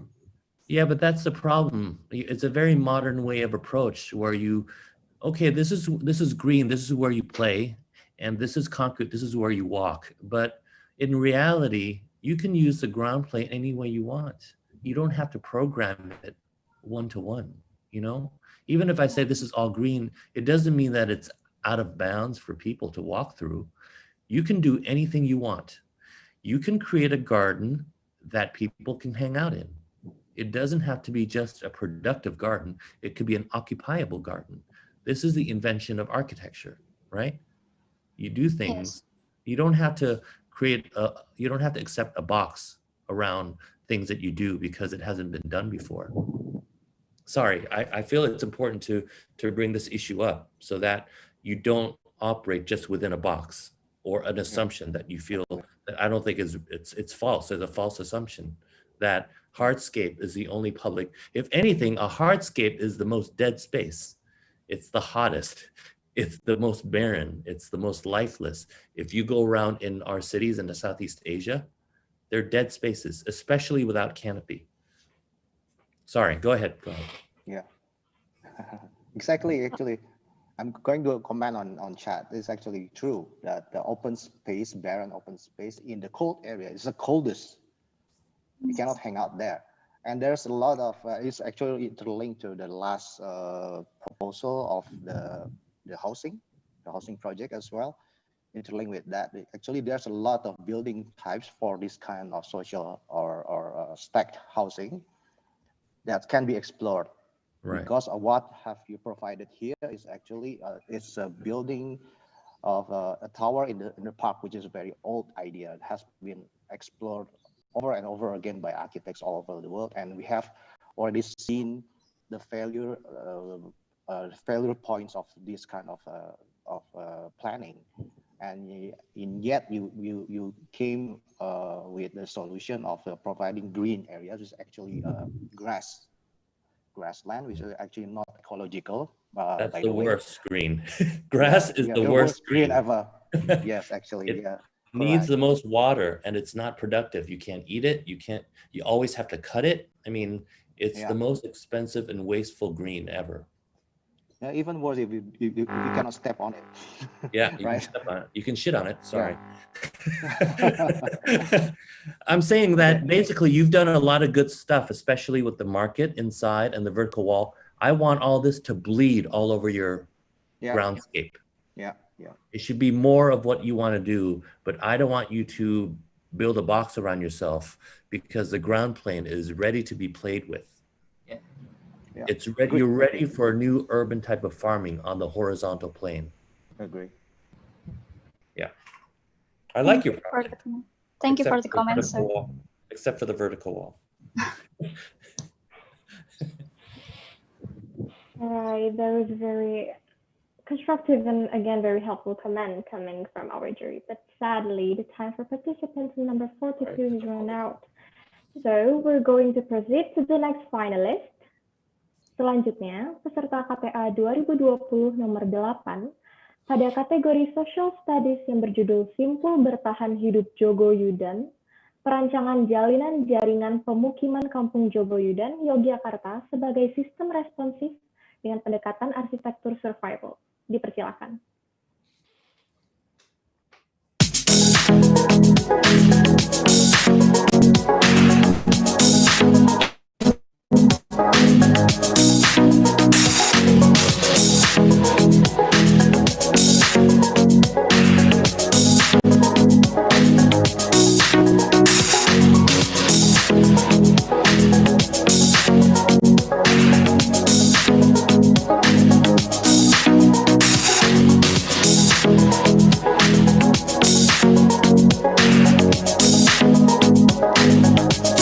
Kepada Dewan Juri, waktu dan tempat dipersilahkan. To all the honorable jury, the time is yours.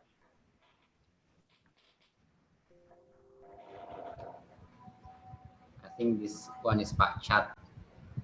Should I start with this one? Yeah, it's your almost like your bastard. Good. I'm going to say something that this is probably out of all the projects, I love the program, the research, the site the most, but it's one of my least favorite designs. Sorry, it has the right, I think it has the right intention, but the execution of it is so monstrous that it's too bastardy, it's scary, because there's so much architecture. I mean, I think can I see some of the slides of the research? Because it's basically a river valley, right? Yes. It's a flooded river valley. Can you show me some of the the drawings that show the habitations of the houses that are in the dangerous flood area? Okay. So, is there a site plan of the research area? also, wait a minute.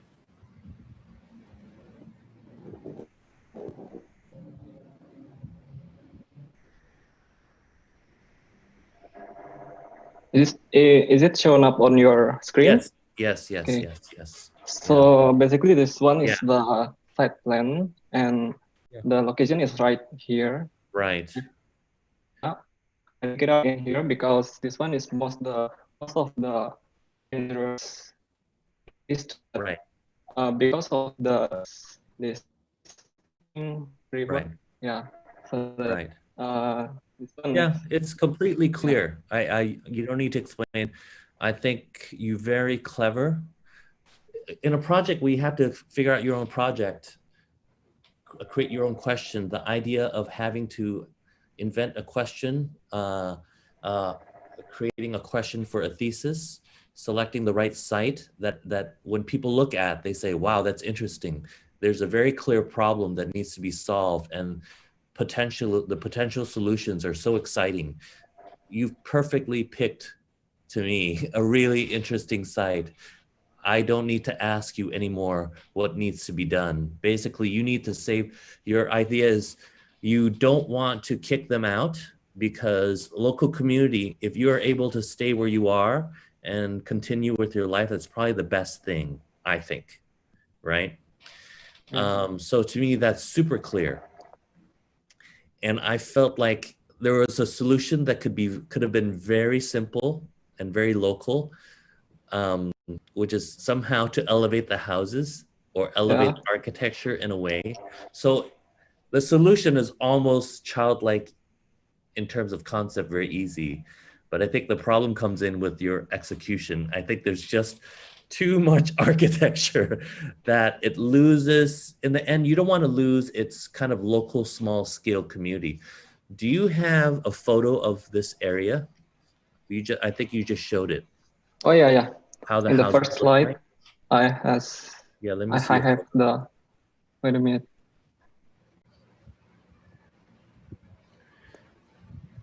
Sorry, but my laptop is struggling right now. No problem. I'll keep talking. From what I think everybody remembers the design. The problem with the design is I would think that the solution would still maintain the village-like quality of this basically community that's in kind of a sensitive natural area.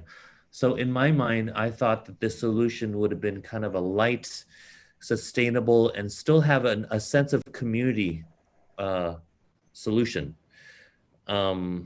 because this is kind of, okay, it's dirty, it's whatever, but it's all low rises. And I feel like the sense of community would be there's something that should be saved here. And I feel like your design is a lot of structure, a lot of man-made concrete structure, infrastructure. And I don't have a problem with the infrastructure, but the language and the heaviness, the infrastructure made this into kind of a heavily built, almost mid-size architectural monster that kind of has lost the character of this community. Would you say that this community, even though it's not high-end community, has some redeeming qualities in terms of its scale and proportion? Basically, their houses and their communities is still the same scale and the same. Yep. Oh, wait a minute. You can go straight to your design if you want. Oh, okay. Oh, I'll stop my comments here and we'll while we wait for the Basically, slides. yeah. Like even your sketches are cute. Sorry. but when you put it in the 3D model, it turned from cute into like scary. Okay, so and then you try to make it cute by putting more balloons in, but it's still scary. Yeah, but basically the size of the house is still the same, like the existing, but it just rise up, elevate up into the higher level to make them more survive. And the size of this infrastructure is quite big because of the this kampung core is going to be the like bunker for the surviving fire, so that it may it let the communities or inhabitants to survive inside the core, so that I'm thinking about the capacities of the kampung itself or settlement itself. That's why all of these are great concepts. It can be done in many different ways. That's just my point. This is just one way, and it's overbuilt, I think. Okay. I'll let the other jury talk as well. Okay. Thank you, sir. But I love your whole program. It's great. Can I see your plans? My plans? Wait a minute. This one is basically the this one. Because you mentioned that this is what you call it, survival from the flood. Yeah. And then from the fire.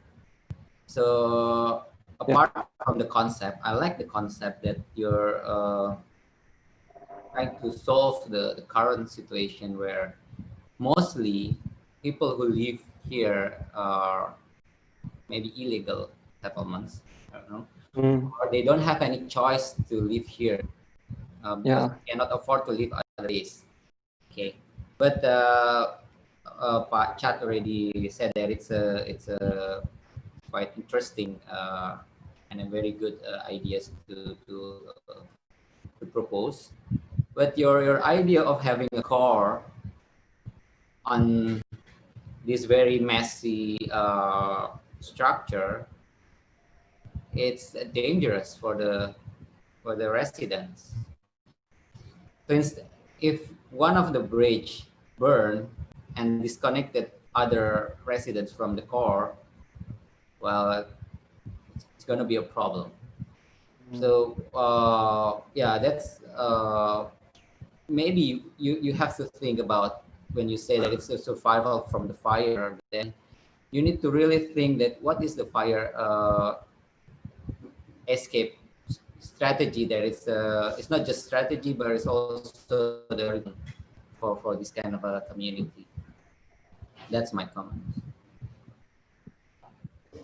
So if so this kampung, the settlement is basically shaped as the prototype, so that there will be some prototype others here, and it will has distance between them, and if this one is having a problem, they can escape to the other prototype, so that and this bridge is going to be dipisahkan, so that the other prototype is not going to be collapsed. I think it's a problem of top-down design as well, especially in a community like this. You almost want to design a system where the villagers have to help themselves to a certain point. But in this scheme, it seems like 8% is top-down government-built infrastructure, and maybe only 20% do the villagers come and build their houses. I feel like it has to be a self-sustaining system where it isn't top-down, right? Because we know how things work in Southeast Asia. We can't rely on the government to provide us with too much. We have to develop a system where we can help ourselves. So as soon as we assume that this isn't top-down, you will have to change your ideas about the construction materials and methods. It may not be all concrete, or it has to be less concrete, and has to be less, just less, and more efficient. And when it's less, more efficient, it'll be lighter, easier to build, and just more flexible and modulatable, I think. Yeah. Okay. So basically, the structure beside of the core is using the modular that can be plugged in and plugged out bamboos. And then for the government itself, I was thinking about they are investing the structure and infrastructure, but in the future, the perawatan or maintenance going to be the villagers' responsibilities. So that I think the government will lebih menerima ide ini gitu, because of the because of the infestation. Right. How about your ground floor? Can we see your ground floor? Oh, okay. Yeah, that's very important, the ground, because it's on a sensitive near. Yeah, this one is the ground floor, so this one is the old house. Do you have ground floor plan? So, sorry, I don't have. I just have the isometric. Yeah. So that this one is the ground floor under the survival hub kampung, and it's going to be the attractive features for the kampung, for the recreation and for the income itself for the kampung. Again, this is another entry that it suffers from being built in 3D model, because all the naturalness of it has become blocks because of your 3D tool. Like the ground floor is so important, the vegetation is so important, but it becomes lifeless the way it's built. I feel like it needs to be hand-drawn, this part. Because it's quite organic, the design and then the side. Yeah. So because it shouldn't be hard terraces like this, even though it's clean. Shouldn't it all be kind of a natural landscape? Because it's kind of a sensitive ecological area. But because of the software you're using, I think this is where kids nowadays need to look at other ways of representing projects. Okay. All right, my turn. I think I'm just adding whatever chat and also IG had already put out. I already also put 4 comments, but I'm more concerned about your train of thoughts in the presentation. From the beginning is actually the background and the context reading, as well as the problem statement and the proposed solution are presented like in jumps. It's like not really connected to each other.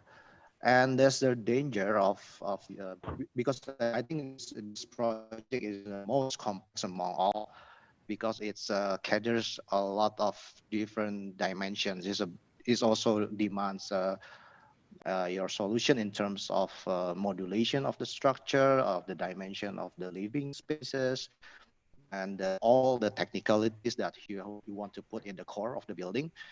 And also there's a lot of things that should be read, that you should explore beforehand before you got into the trouble of having this project as your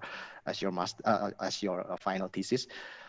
Because there's a lot of romanticizing of the Romo-Mangun's Gondokusuman's settlement that won the Aga Khan Award, which actually has to be read in the larger perspective in terms of history of the settlement itself, because there's a lot of dimension that is not explained in the physical terms. It's not even about architecture anymore. It's about what was then. It was about the architect and priest Romo-Mangun to develop the river bed area, to simply to have the government acknowledge them as a registered citizen of Yogyakarta. And then it flows out into a movement that use architecture and also the development of the area as to get attention from the public, and even wider attention from the global community, to really take a look at these people that had been neglected by the government. So it's no longer about the architecture, and even the approach itself is not that easily categorized as something that is bottom up or top down or whatever, because the proof of the concept is actually on the doing. It's not about the concept itself. So probably I'm going to put it in Indonesian. Masalah yang utama adalah bukan mengenai apa yang bisa ditempatkan di sana, tapi apa yang bisa kita lakukan dengan apa yang terjadi di sana gitu. Jadi proposal ini akan sangat menarik meskipun dia ditempatkan dalam kategori environmental, tapi sorry, ini itu the social studies. Sosial ya, Ya. Oke. Tapi ya ini dimensinya sangat luas gitu. Jadi Okay. sosial ini memang paling tricky, sorry, bukan environmental. Ya. Ini memang paling tricky. Jadi justru harusnya permasalahannya, contextual readingnya itu harus betul-betul ditempatkan pada diambil di source, diangkat dari masalah yang memang terjadi di site itu. Bisa jadi yang terjadi di situ berbeda dengan kasusnya yang di site yang dibantu oleh Romo-Mangun atau 80-an gitu. Bisa jadi hal yang berbeda yang terjadi di sini. Bisa jadi orang yang bertempat tinggal di sini bukan orang yang kesulitan secara ekonomi, bisa jadi. Bahkan bisa jadi mereka sudah punya sertifikat tanah di situ. Jadi dengan kita tahu bahwa apa yang terjadi di situ, apa status masyarakat yang ada di situ, kita akan bisa memberikan sebuah solusi yang lebih tepat guna dan mungkin lebih applicable buat masyarakat yang lebih luas gitu. Banyak hal yang menjadi semacam parameter yang penting di sini. Jangan-jangan satu parameter berubah, konsep ini menjadi sangat-sangat tidak relevan dengan apa yang ada di situ. Jadi dalam kategori ini ya terpaksa saya harus bicara bahwa social issues-nya itu memang harus digali lebih jauh lagi. Dan betul apa yang dikatakan oleh Catpong tadi mengenai bagaimana ini harus didekati, apakah secara top down atau bottom up, itu akan sangat tergantung dengan apa yang kita baca dari tapak ini gitu. Di luar dari itu solusinya membuat satu kampung, unit-unit kampung yang lebih kecil, ya bisa jadi saya bisa beranggapan bahwa satu core itu bisa jadi dia memenuhi kebutuhan satu RT misalnya. Ya, gitu satu prototype, satu RT RW gitu Pak. Itu kan itu secara teknis bisa dijelaskan secara hitungan kapasitasnya seberapa gitu. Tapi sebelum kita menempatkan itu sebagai solusi, bisa jadi ada satu masalah sosial yang bisa jadi diselesaikan atau mungkin bahkan tidak diselesaikan atau menambah masalah gitu. Itu komentar saya. Okay. Terima kasih. Okay. Thank you for the comments. I think my time is up, so I will share. Don't get excited. Okay, thank you very much for the very helpful comment coming from our jury again, but sadly the time for participant number 8 has run out. So we're going to proceed to the next finalist. Selanjutnya peserta KTA 2020 nomor 40 pada kategori Social Studies yang berjudul 2040 Communal Hub, Arsitektur dengan Konsep Pemusatan Keterhubungan. Dipersilahkan.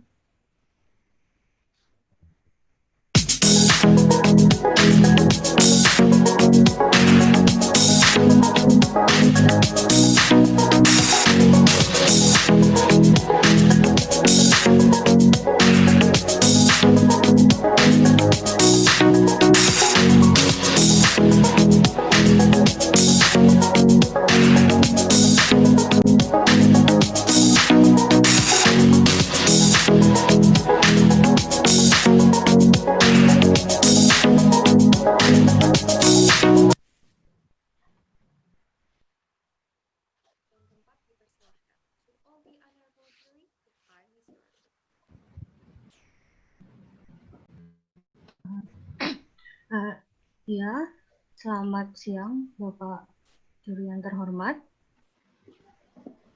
Okay. Saya akan share screen mungkin terlebih dahulu. I just want to have a quick question. Why 2040?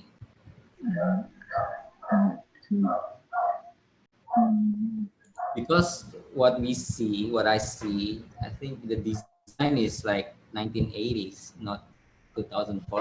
I mean, I don't know. Maybe you can elaborate why this design is 2040 and compared than 1980s.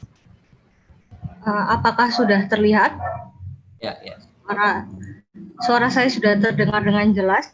Ya, ya. Jadi di sini saya membuat proposal bagaimana sebuah communal hub di tahun 2040 ketika Surabaya sudah mempunyai jalur transportasi yang memadai seperti MRT dan tram. Nah, mungkin saya jelaskan di ini. Dari sini saya melihat bagaimana urban context ketika Surabaya di masa depan. Ini saya mengambil dari The World Bank MIT Future Internal Modeling Map, dan dari sini terlihat bagaimana persilangan aksis-aksis di Surabaya yang akan memunculkan persilangan aktivitas di masa depan. Dan kemudian saya memperhatikan dalam konteks kawasannya, karena di sini saya akhirnya memilih kawasan monokromo, dan kemudian di sini terdapat bagaimana perbandingan kawasan monokromo di tahun 2020 dan 2040.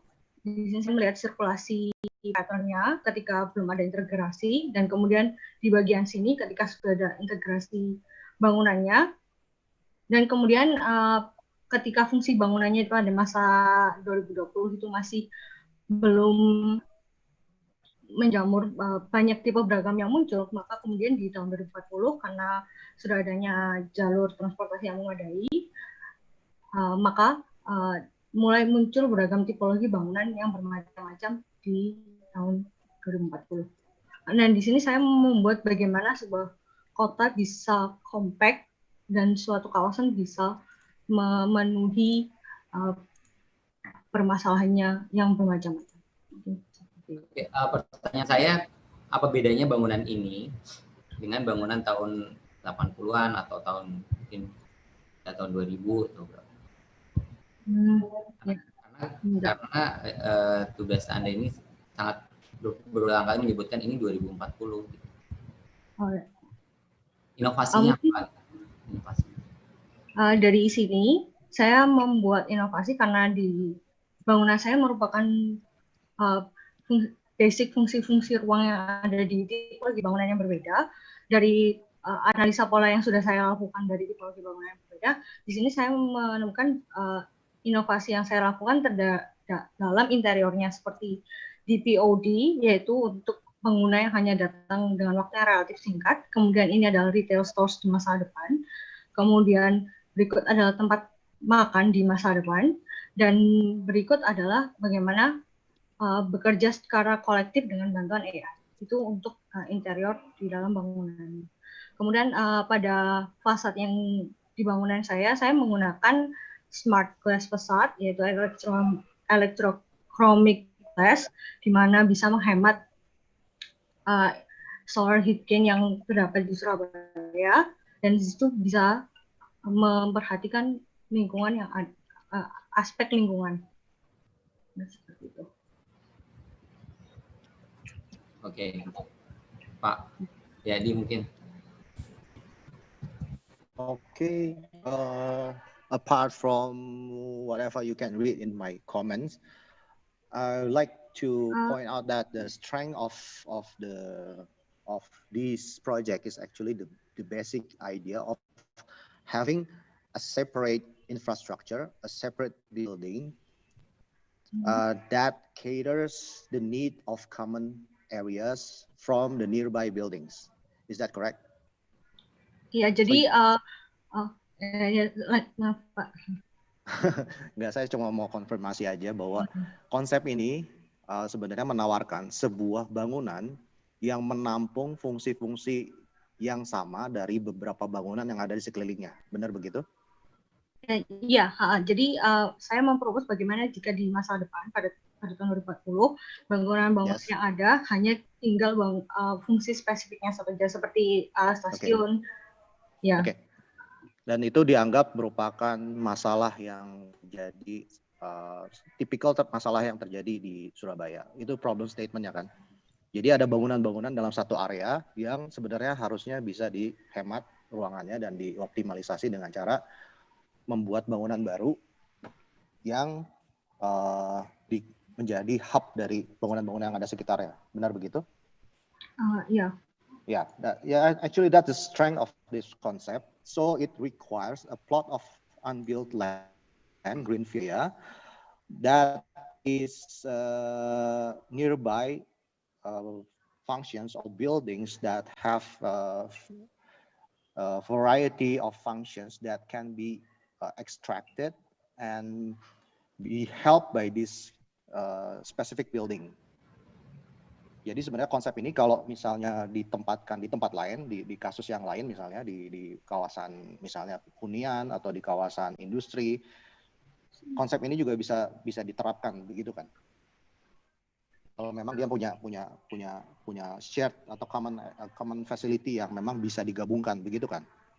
Ya, sesuai dengan analisa pola yang dilakukan nanti di setiap kawasan yang ada. Yeah, I think that's the interesting point, but also the problem.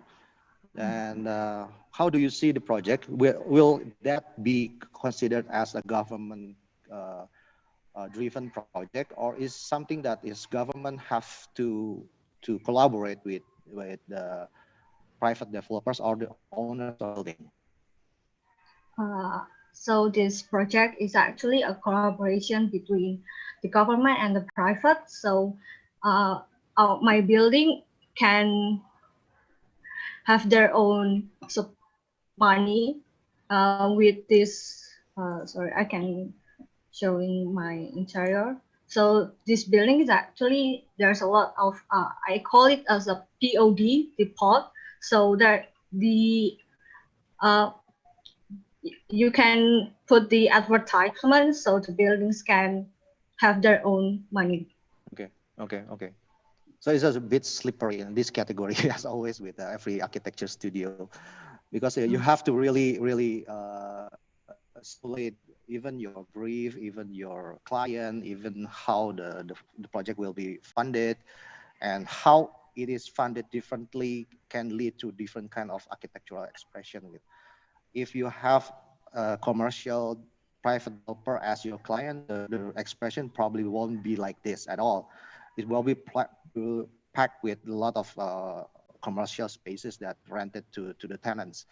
And probably what is dangerous here is probably this is a very slippery assumption that you have to make, but it's very interesting project, I have to say.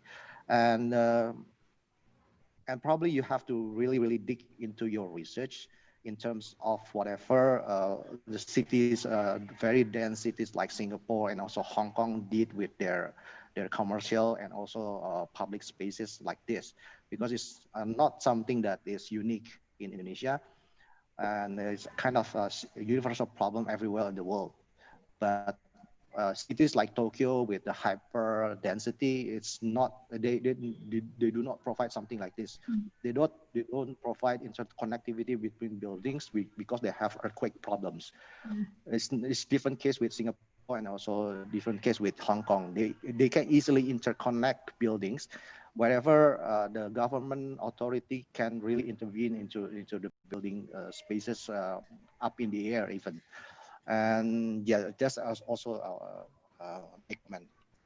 And yeah, I think that's all from me. Thank you. Thank you, Bapak Setiadi. You can comment, Pak Chat.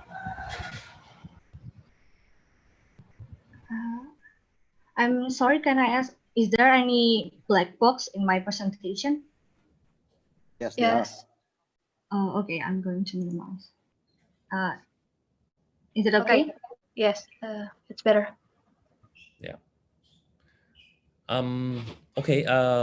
Again, I like the premise of this project of basically there are functions that if we consolidate and combine and use together, we could actually make more efficient use of space. Correct? Yes, it was correct. The problem is when it becomes when you look at the design solution, there are so many solutions, but you've chosen one where I think it's a typical solution. So you take all these functions and you combine it into one building. So my question is, what's the difference between this and a mall, right? Where everything, a lot of different functions, commercial as well, maybe some civic, some public, it's consolidated into a mall and it creates a hub, right? But if you really step back and to see that there are many things that a city will allow you to play with, maybe you think of, if you want to accommodate everything, rather than making one hub that services everything, there could be, 56 minor hubs.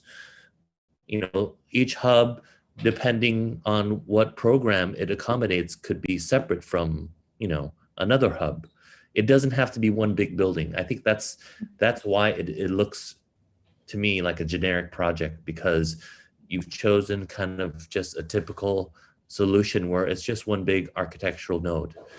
But if you say that, there are these overlapping functions that we could share, like laundry or childcare, and then if you look in all the neighborhoods and you see abandoned buildings, abandoned rooftops, neglected, spaces, or leftover spaces where you can create value at a smaller scale that could be dispersed more easily in a systematic way, to me, that would be another option rather than making one big building. I think that's my comment right now too, because I still don't understand how you have all these, overlapping things, but you still have the problem of people having to travel to get to this shared. So you've created another dilemma for me, is you've provided all these shared spaces, but I have to travel there. It's not, is it accessible? I mean, is this shared? Are there many nodes in the city where I don't have to travel there and it becomes another space for auto congestion? Do you need a big parking lot? Is there more congestion because of it? It's a big box dilemma. You've created another big piece of architecture that comes with its own negative side effects that may offset the positive side effects. I don't know. I think that's the issue of having of project. You have to build a building. Yeah. You raise the participants here are raising good concerns, but yet they have to deliver it in a very big architecture so they can qualify for a degree. That's a problem Exactly. of architectural studios. Like in Thailand. Sadly. Exactly like in Thailand. Exactly. And that's why we have to fight it, because because once we teach the kids that only big buildings are valuable enough to be thesis, then we take this idea and develop the city like that. Like, if I have a solution, it has to be a building for it to be valid. That's BS. That's why our cities are turning into crap. That's right. That's why global warming is happening. Exactly. That's why Exactly. there's a Exactly. discrepancy in rich and poor, because this will turn into a commercial project that benefits all the rich people, right? I mean, or goes into the pockets of the government. True. So I know this is a lot for you. It's So don't okay. be stressed. Thank you The for the best- suggestion. Let me tell you, the best projects are ones that raises interesting issues, and we may not even talk about the design. But I don't want you to be sad. Correct. You should be the opposite, because a thesis, the best thesis, makes you talk about issues outside of architecture. Exactly. That's how you empower architecture. So Exactly. keep an open mind, because your thesis is just the beginning of a starting point of problems, of isolating a problem and seeing new ways to approach it. This isn't the end, this is the beginning. Yeah, sorry, I spoke too much. That's okay. Any time or I'm sorry if there are any time to answer or time is up. Have a little time. Sorry, not your voice. We can hear it. Really? I can hear it. Oh, okay. If you have a short answer, I'd like for you to answer if possible. I thought. You're the- Yes, you still have 2 minutes. Yeah, 2 minutes. Go ahead.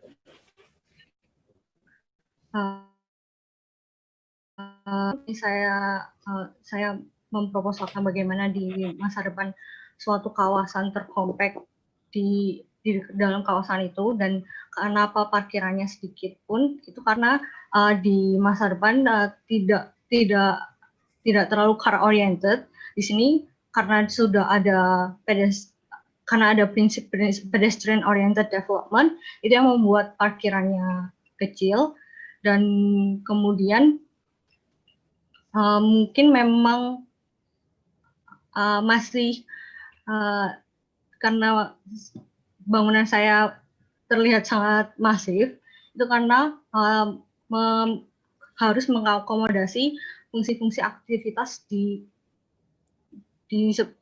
sekitaran lahan saya. Mungkin itu.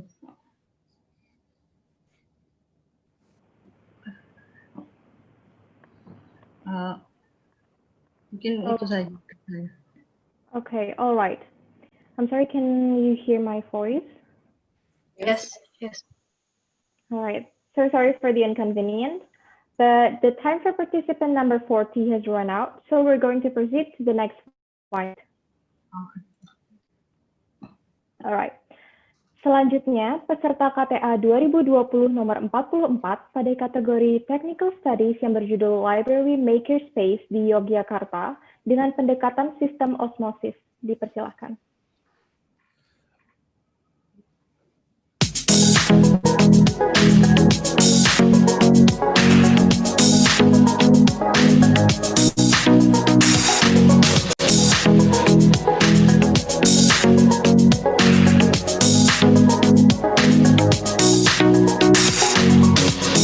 Honorable jury, the time is yours.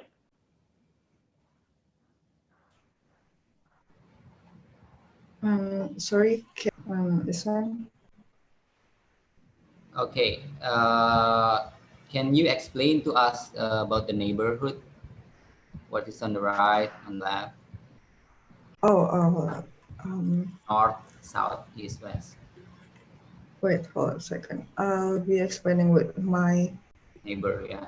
How to stop sharing screen? I cannot go outside my slideshow view. Because your concepts, this osmosis is about neighborhood. Yep. I'll be explaining with this. Is that okay? Okay. So the north side is a kiosk and unused land. As you can see the greenery here.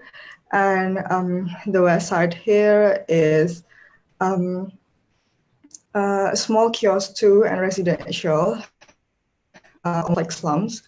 And then the part here are all commercials, and the seaside here is educational institution. It's a high school building.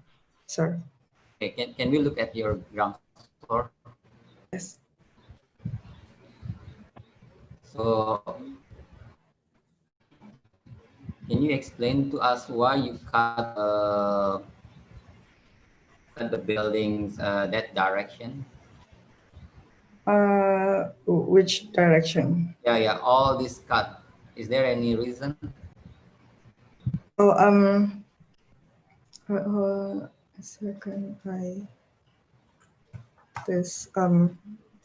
I am doing a zoning. I'm doing a zoning analysis for that. So sorry, I need to do this. Yeah, this one. Yeah, I'm trying to make the studio and the library side by side, and sorry, I'm gonna use dan menyesuaikan bentuk side-nya. So I'm kind of cut it in that axis. Is there an intention to connect the other side to the other, from north to the south side with that? I mean, connection. Is there any connectivity? Direct connectivity? Connectivity for the your ground floor, because well, your idea is about osmosis and then this context. You cut the building, the massing, your tree, you can see. Yeah, this one. No, yeah, the 3D in such a way that it will connect all the neighboring site with a nice, just like a building in Singapore, like the LaSalle. This is the LaSalle school, I think it's, or Woha, the one that the art school, nice, where they allow people to go to your building and not just go to the library, but they just go through the buildings. Is it possible for them to do that here? Not in that way, actually. They need to go inside my building for that. Okay, that's too bad. Okay, it's okay. That's too bad because yeah, I think you have the potential to make this building as you know, the osmosis. So it's a sponge to create movement in this area, and then, well, people can the library because they go through it and then they see something interesting and then go explore the library. Yeah, I think that you miss that opportunity instead of the and then the other one is text.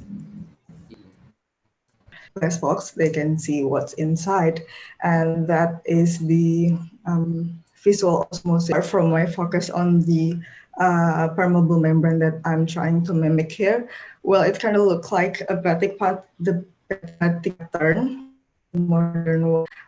It's kind of look like crust on the cotton, and I believe can already wrap up the local context. So.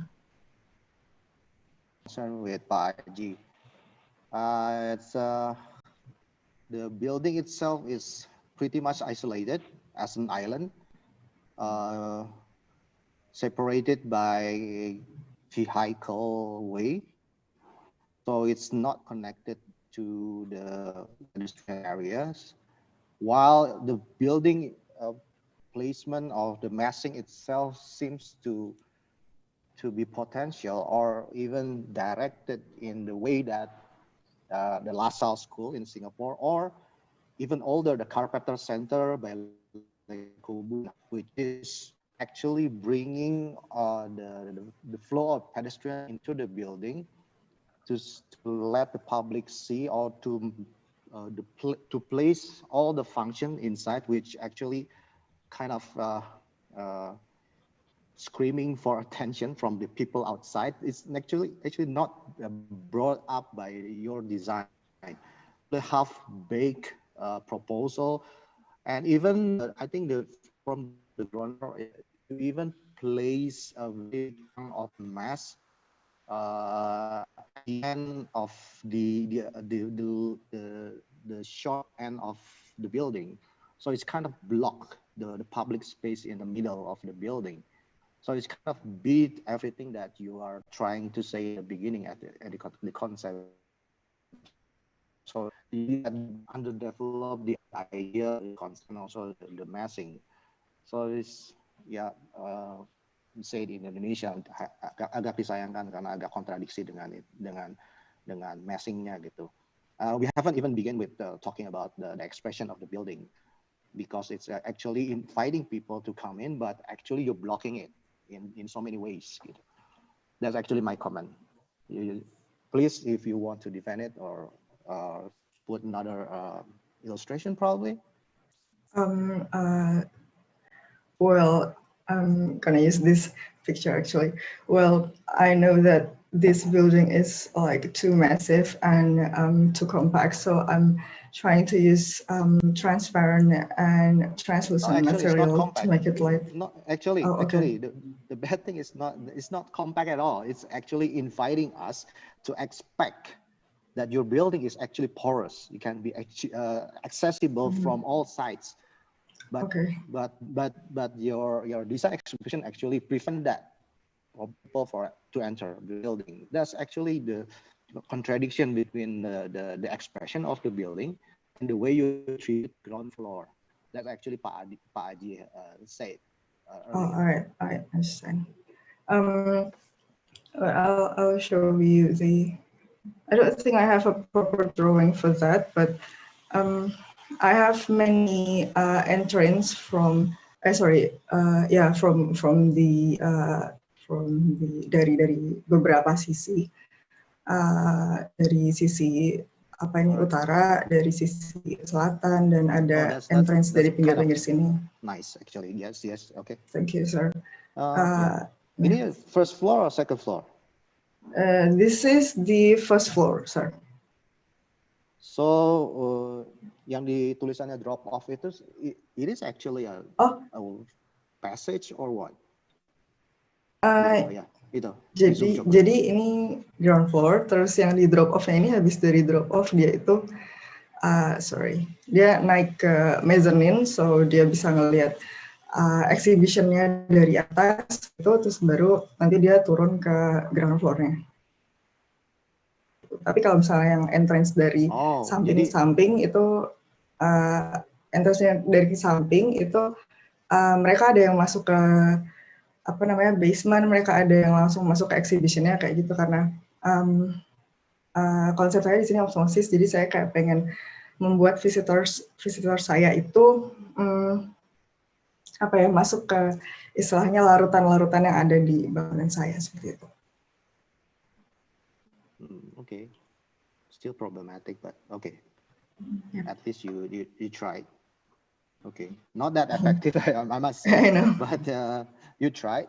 At some point, you are still consistent about that. Okay, thank you. Do you have upper level plan? Sorry? Upper level, second floor, third floor plan? Oh yeah, I have. Wait. I just want to see what's up there because it's a huge building. This is the second floor above the mezzanine, and this is the last floor. Okay. The third floor. Yeah. All right. I like the program of the library plus the makerspace. I think it's very contemporary, and it actually attaches an X program to a library that I feel like there are a lot of library projects that students have done in Thailand and all over, where the students say the library needs to change. We don't read books anymore. Everything's digital. So it needs to kind of be updated. And I think the idea of the makerspace, to combine kind of a more active program with what the kids say is a passive and boring program of library, I think that's interesting. It's a young generation way of combining programs. It's interesting. I also like that you cited that there's a conflict in the program because the library reading is actually a quiet program where the makerspace can actually be a noisy program. And in that case, there's a void in the middle to be a buffer zone. I think those are very good ways to set up interesting combinations of program. But the problem is your project didn't develop beyond a diagrammatic level, and it's reflected in the floor plans and in the massing. Because if you started to research more about, if I have a maker space, then maybe it's a specific type of library that I do, right? This may not be a civic library where you have the world literature, political science. It may only house design books, I don't know, or issues related to makerspace. Did you have that in mind? Or is it a library, a public library with every type of book? Actually, for the thematic library, I designed it for the STEM books. What does STEM stand for? Science, technology. Yeah. So it's not a general public library with every type of book. It's specific to science and technology and maybe craft, correct? For the thematic library, yes, sir. But for the library chamber, no, sir. It's for every books that all can be there. The upper floor, this floor. Okay. Yeah. But there, you haven't drawn any book stacks. Yes, sir. Oh, so, I did. I'm sorry. Let me see your book stacks. Yeah. Are they real book stacks or imaginary book stacks? Here, These are imaginary book stacks, my friend. Okay. I'm so sorry. Because if you really look at library layouts, it's very complicated with check-in, check-out, rare books, back of house storage. There's a lot of technical stuff that goes into libraries, but that will actually guide you to design large or small spaces, inaccessible spaces, public space. So right now I can't comment because it's a very diagrammatic thing. They're just boxes, as well as the maker space, right? You have to be very specific about the maker space. If you have woodworking as well as or metalsmithing or leather making or textiles, it's a completely different type of studio, right? Yes, sir. Some studios need a real drop off for trucks and delivery. All these little details actually will go into transforming your very pure forms into very unpure forms. So I can only comment on this at a diagrammatic level because it hasn't gone beyond. I like the diagram, but this is just empty boxes where you're just putting rectangles in. So it's not a real library and it's not a real makerspace yet. And as soon as you start to understand the different components of library and makerspace, then you can address the other jurors' comments because there are certain parts of the shop that can open to the public, but there are certain parts of the shop that needs to be hermetically sealed. It may not be safe, so it has to be back of house, as well as a library. There are certain parts of the libraries where you can create public accessible, but if you have a in-house where you have to check out the books, then you can't let the public in without a credit card, without a card. Or is there a digital portion that's more public accessible? If there is, you may put that down on the ground floor so that it becomes a neighborhood gallery. And the gap in the middle, I think it should be a completely through space that has ventilation and the city can actually bleed into. So yeah, so it becomes a part of the city. So that's my comment. I think you need to go into detail and research more regarding library and makerspace. All right, sir. And exhibition, because again, whatever you create in the makerspace, the scale of the product will determine the exhibition program and space as well. You're not going to have large exhibition structures like this unless you say it's another program, which is an art museum, which is a whole nother way. That's a whole nother mess. It's a different program with different requirements. So you need to do more homework in terms of your programs. All right. Yeah. All right. That's it. Thank you for the very helpful comment coming from our jury. So for the participant number 44 has run out, so we're going to proceed to the last but not least finalist. Selanjutnya peserta KTA 2020 nomor 60 pada kategori Technical Studies yang berjudul Stadion Sepak Bola di Surabaya. Dipersilahkan.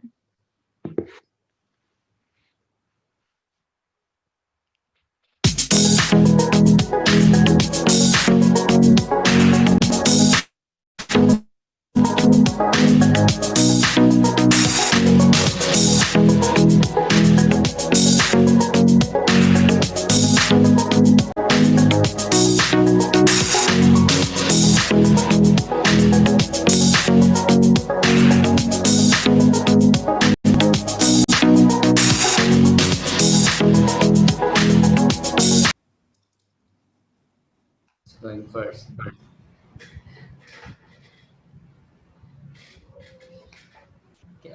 Can we see the site plan, please?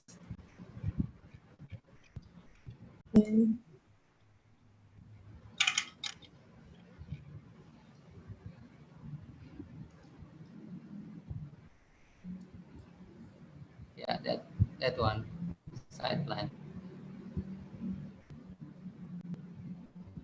Yes. Yeah.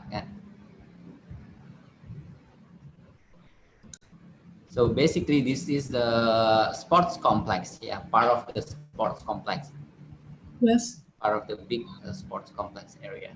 Well, I like the ideas of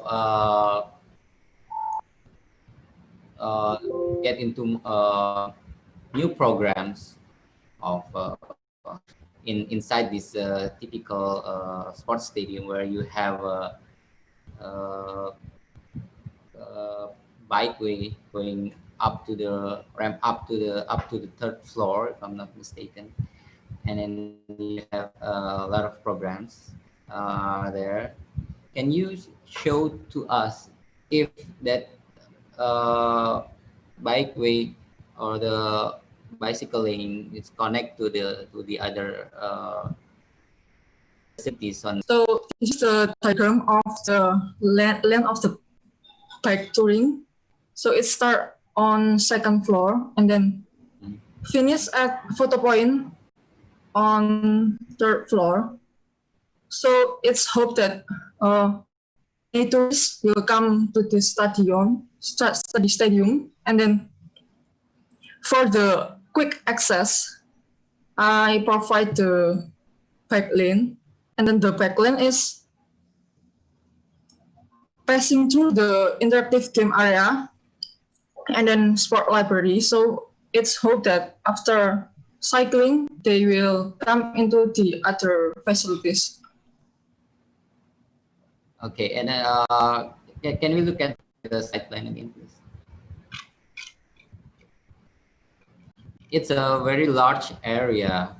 How about your green ratio for this area? I mean, how many % that you provide for the green area for your stadium?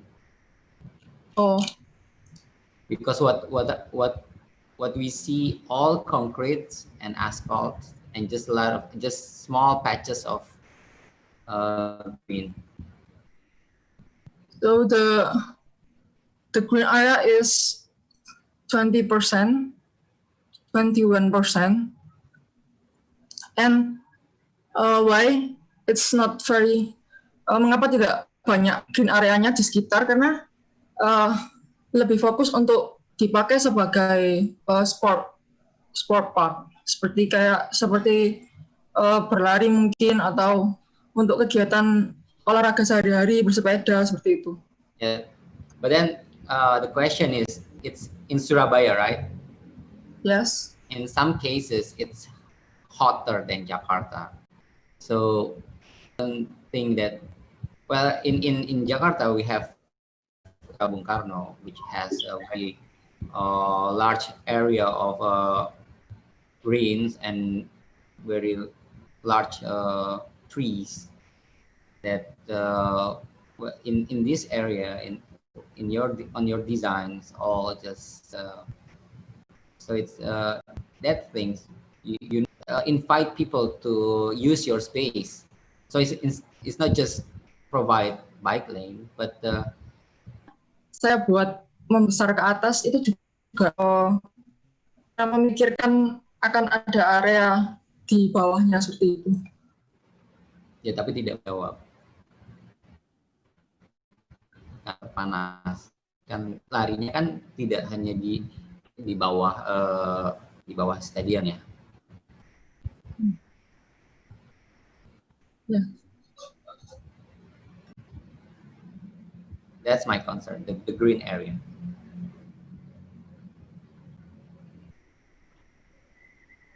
Okay, me next. Okay. Overall, I like the idea. I like the bold concept of integrating the open spaces inside the stadium, around the stadium, below the stadium, on top of the stadium. In and out is very dynamic. It's very commendable in that area, and also structurally, it's kind of interesting. I just need to point out probably a potential conflict, or even the conflict that you already aware of, is the conflict of an integration of the structures from the roof up to the columns, up to the lower structure of the building. The curtain, it's not curtain actually, it's claddings, the columns that give the stadium the form, the final expression of the form. I think it's potentially can be developed as a structure, formal integration of the roof, the columns, and also all the elements. But somehow you conflicted with the public areas that elevated. So you probably, I'm trying to guess whatever you had when you designing the building, and I think you have a conflict between having the integration of the structure and the form from the top to the bottom, and it collides with how you want to preserve the open space at the upper part of the building. So you have the structures disrupted at some points. Can I see your 3D from the exterior? Because some of the areas are you interrupted the columns and you put an arch, a very big arch, to transfer as a transfer beam. Okay, now number 8, I think. Yes, that, and also the other one, I'm going to say it in Indonesia. Jadi si kolom yang dari atas itu di beberapa titik dia harus belok dan dia menjadi kanopi. Ada yang juga dia harus di stop dan dia harus ditopang oleh busur, begitu ya? Ya. Ya. Nah itu mengapa kolomnya saya buat rapat-rapat itu juga menjadi salah satu faktornya juga. Jadi supaya bekerja struktur bangunannya ini secara keseluruhan gitu. Iya, betul. Cuma integrasinya dari mulai atap, kolom sampai ke bawah itu sebenarnya sesuatu yang bisa dipertahankan. It's worth preserving gitu. Tapi di beberapa titik saya melihat itu jadi problem. Mungkin saya bikin sketsa seperti ini, saya interpretasi dari kamu. Bisa melihat. Jadi ada problem di mana Indonesia itu ketemu dengan kolom gitu. Jadi bisa jadi itu adalah masalah. Saya mencoba melihat masalah kamu waktu merancang ini gitu. Sebenarnya itu sesuatu yang bisa dihindari atau mungkin sesuatu yang menjadi apa ya, membuat si open space yang di atas itu menjadi lebih dinamik. Tapi entah kenapa itu saya melihatnya agak terganggu aja, agak kayak apa ya? It's like there's too many intervention because of too many conflicts because of the contradiction between the structural form and also the area. But the form and the function itself, it's maintained actually, but the collateral damage is the structural and formal integration of the columns. Itu sesuatu yang sebenarnya masih bisa dikembangkan lebih jauh. Just my comment, just my 2 cents, something that is bothering my mind when I see the bold concept of the integrating public space into the building. Thank you, very interesting. Terima kasih masukannya. Okay, can we go back to, I guess, the site plan again? Yeah, I have some questions because I tried to go through the video because of the labels in different languages. My first question is, you like football? You must like football. Yes, I like sport. You like sports, right? Okay, so my next question is, so you like it to the point where you actually want to do a thesis on your football stadium. And how do you see this stadium different from all the other global stadiums around the world? How is it unique, and how does it maybe is transformed because it's in Surabaya? And so in that sense, how do the people in Surabaya interact differently in this football stadium other than anywhere else in the world? So it could be a recap, and you can mention again all the programs surrounding it that you think make it unique and different from other stadiums. So this is a stadium of Surabaya. So I want to show the characteristic of Surabaya, which is hero city. And then I have several support facilities. Hold on, can you just comment on the site plan? The site plan itself that you're showing right now. Okay. Like A, B, H, G, F. I want to know what these programs are because I didn't know. No, go back to the site plan slide that you just showed. Yes. Yes. Okay. Okay. I see it now. Okay. So there are other various. There are tennis courts. Can you zoom out? I want to see what the labels are of stadium tennis, and because all these are in different languages. I didn't know what they were. Like, what are some programs? I want to like. It seemed like the jury was interested in the programs around it. I don't know what they are. Maybe I put it in English. No. Just go back to the same slide. Oh, okay. Go back to the same slide. Just tell me what A is, and B is. Okay. Yeah, so just tell me what the programs are. Yes. So in this area is other field like tennis. And then track. And then indoor stadium. Okay. And then this is commercial. Commercial. And what's the road slicing through that? Is there a rail that slices through that? The diagonal double line? Yes. Yeah, what is that? Yes. Is that a road? It's a road. Yes. Existing? Yes. It's actually is planning. Okay. What's F? And then this is the residential area, low rise. F is the parking lot. Parking lot. And so H, G, and F, what is that? All parking lot. Yeah, this is parking lot. And then you created landscaping of L, M, and N. Okay. I'm basically trying to ask you how this football stadium is different.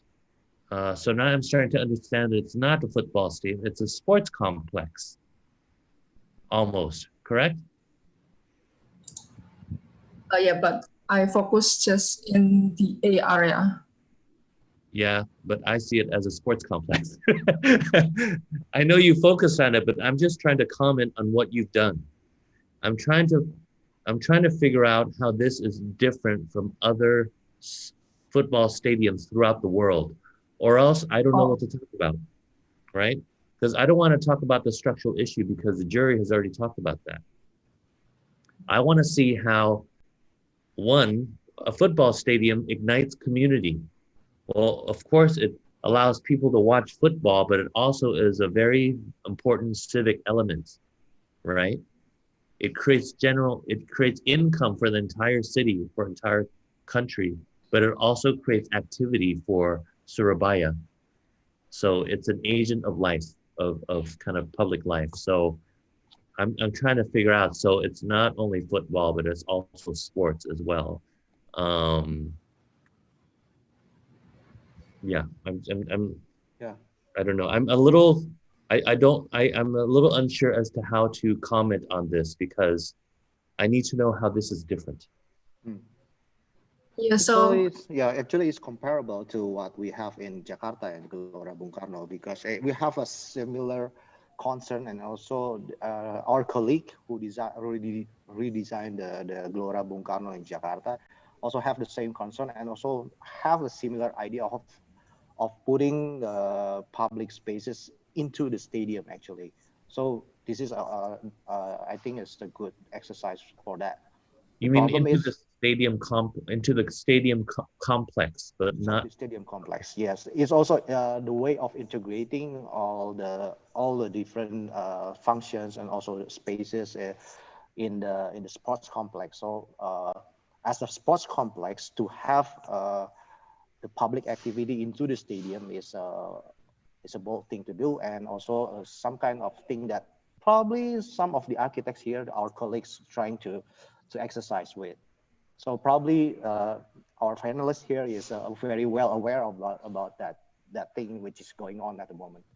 Yeah, so I think that's the strength of the project, but I feel like the presentation was emphasized the football stadium. There's only so much you can talk about in terms of football Actually, stadium.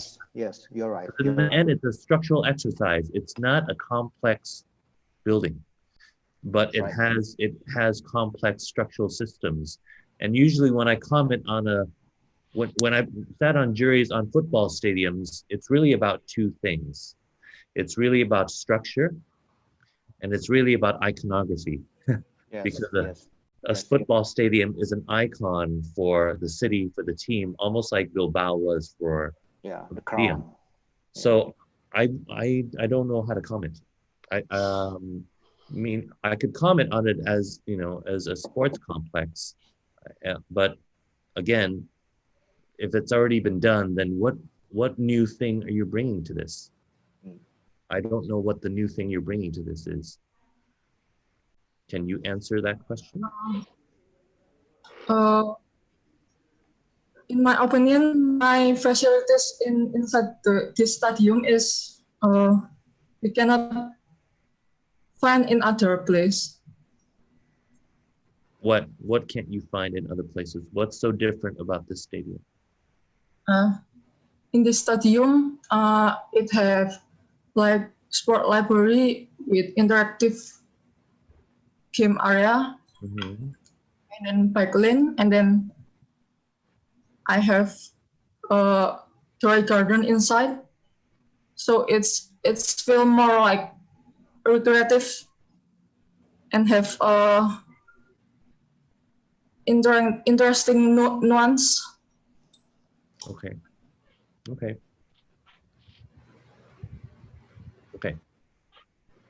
Got it.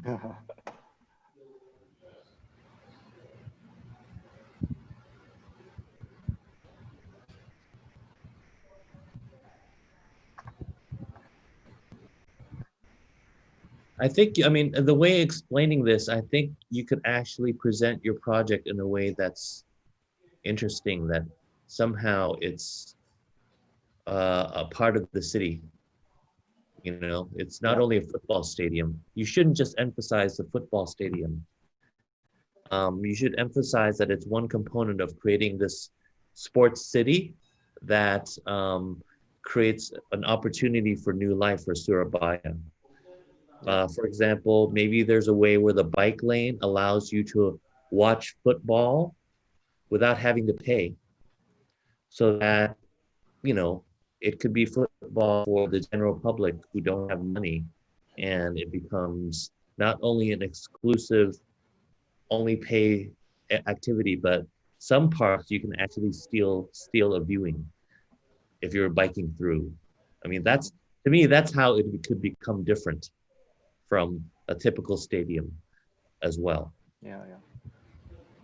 Yep. Yeah, I think with my knowledge, because I was familiar, and also Pak Aji here also familiar with what our colleagues did with the stadium complex in Jakarta recently.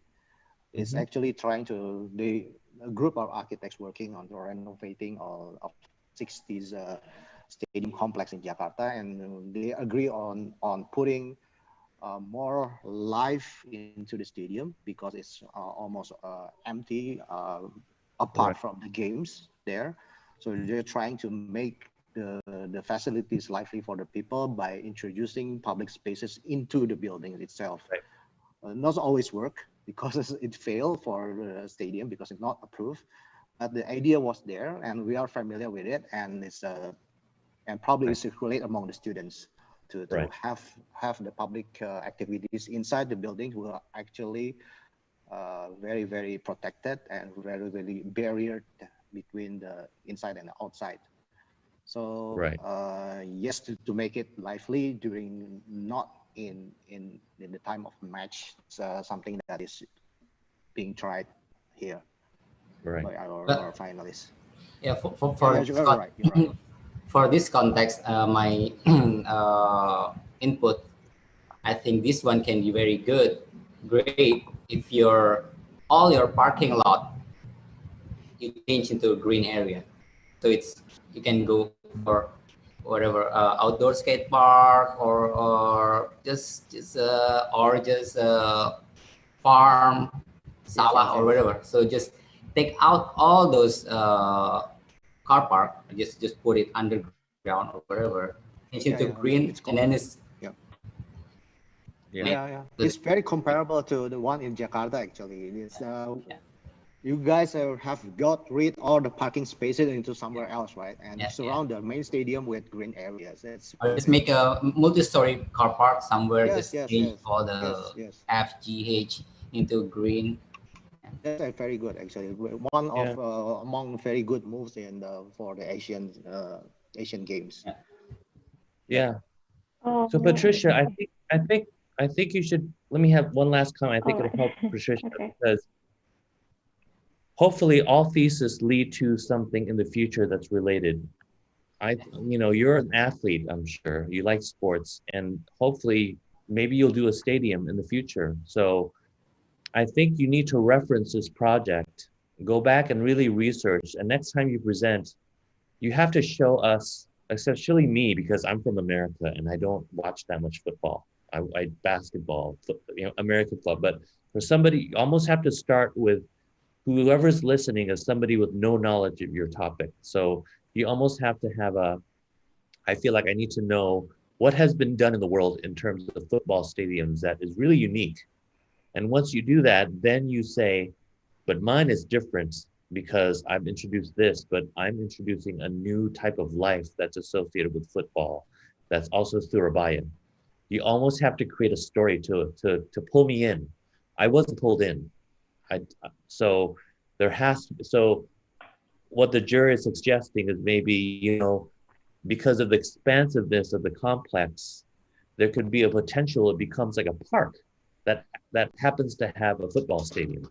So it actually gives back to the city in another ecological way. So that's just another way to present this project. So I feel like it could help in order to create a story to set this apart from other football stadiums, right? Great, that's it. Thank you. Yeah, thank you for the advice. All right, ladies and gentlemen, that was some realistic, very constructive, and very helpful comment coming from our jury. And hopefully we all can take notes from this event. And sangat luar biasa sekali karya-karyanya. And that was some very projects and very inspiring for all the participants here, I believe. But sadly, we need to end session. And informing to all the honorable jury, please enter the guest room. Okay. I repeat to all the honorable jury, please enter the guest room. Baik, para hadirin sekalian dapat mengunjungi pameran virtual karya peserta kompetisi tugas akhir 2020 di Behance di link bit.ly/selasarart. Dan juga menginfokan kepada para hadirin semua, sesi pengumuman penghargaan karya terbaik untuk masing-masing kategori akan diumumkan setelah 30 menit. Saya ulangi, sesi pengumuman penghargaan karya terbaik untuk masing-masing kategori akan diumumkan setelah 30 menit.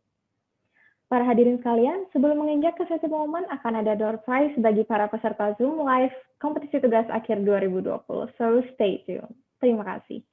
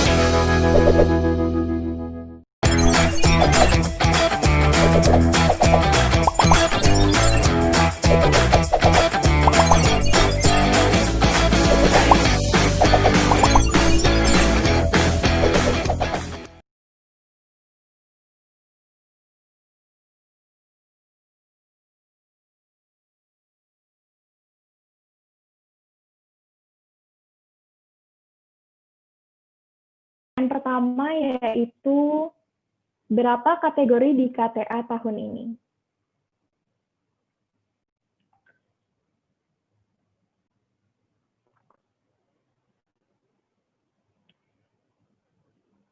Baik, apakah pada panitia, apakah sudah dapat pemenangnya? Sudah. Ada Mas Resal yang menjawab paling awal dengan tepat. Oke, langsung ya ke pertanyaan kedua nih. Siapa nama pengisi kuliah tamu hari ini?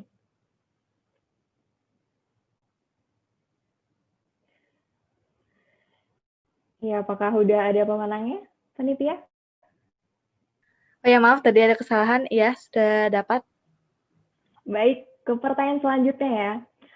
Apa judul kuliah tamu hari ini?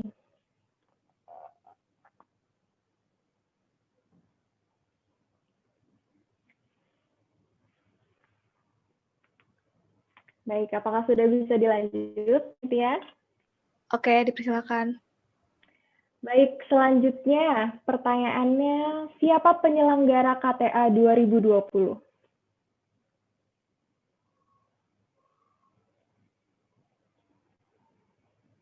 Baik, apakah bisa dilanjut? Oke, udah ada.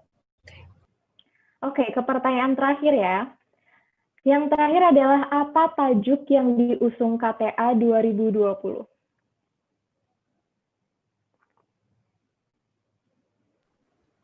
Wah, udah dapat nih. Udah dapat semua. Wah, baik. Nah, seru sekali ya. Selamat kepada para pemenang. Silakan menghubungi para panitia KTA pada email arsitektur.its@gmail.com. Saya ulangi, para pemenang silakan menghubungi para panitia KTA pada email arsitektur.its@gmail.com dengan menggunakan email untuk menjawab pertanyaan tadi. Terima kasih.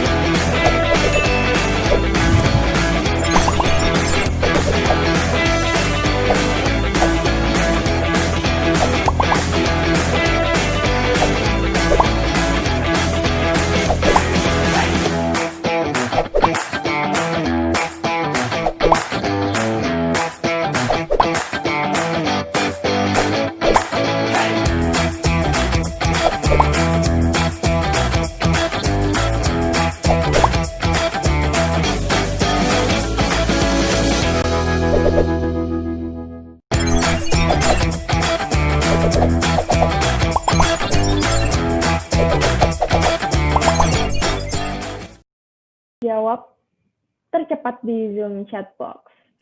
Langsung saja pemenang dari pertanyaan pertama, yaitu dari username Rasal_ITES.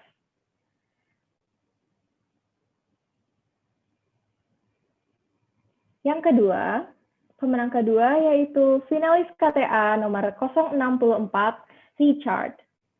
Pemenang ketiga yaitu Nicholas Troy.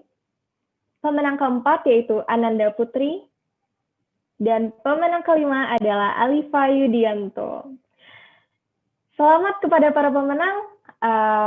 Dan sekali lagi kepada para pemenang, silakan menghubungi para panitia KTA pada email arsitektur.its@gmail.com.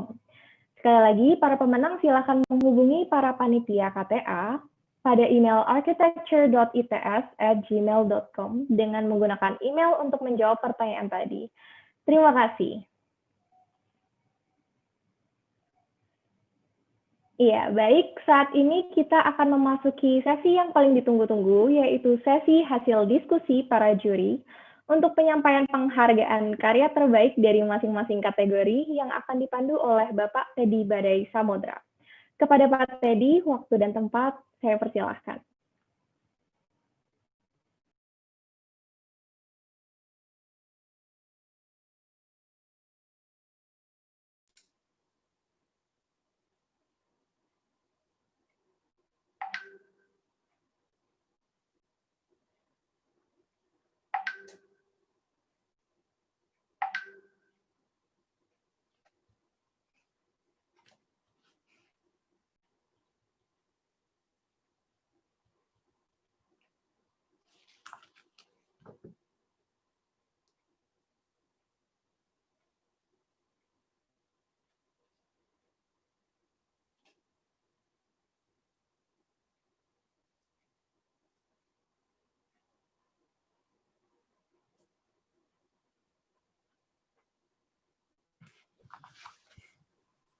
Kepada Pak Teddy, dipersilahkan.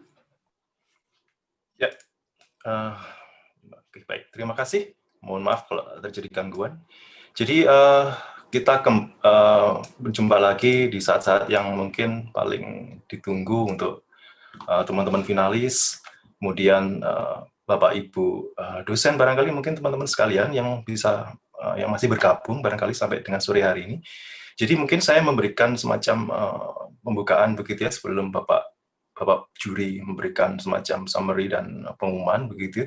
Jadi untuk KTA tahun ini kita memiliki kategori yang berbeda. Kalau misalnya memang berdasarkan tipologi dengan tren tugas akhir yang semakin mungkin berkembang dengan penelitian, misalnya research for design maupun research about design. Jadi kita tampilkan beberapa studies sebagai gambaran tentang pengetahuan arsitektur, desain arsitektur, seperti design studies, social studies, technical studies, environmental studies, cultural and aesthetic studies.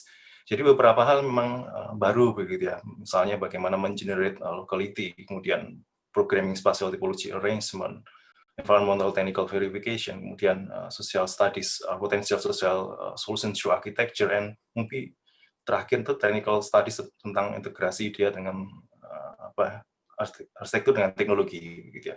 Jadi mungkin tidak berlama-lama, saya kira kita bisa langsung memberikan kesempatan untuk Bapak juri untuk memberikan ulasan.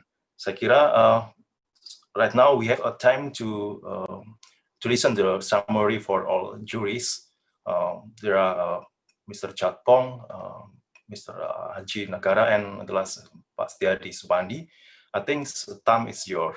Okay, welcome.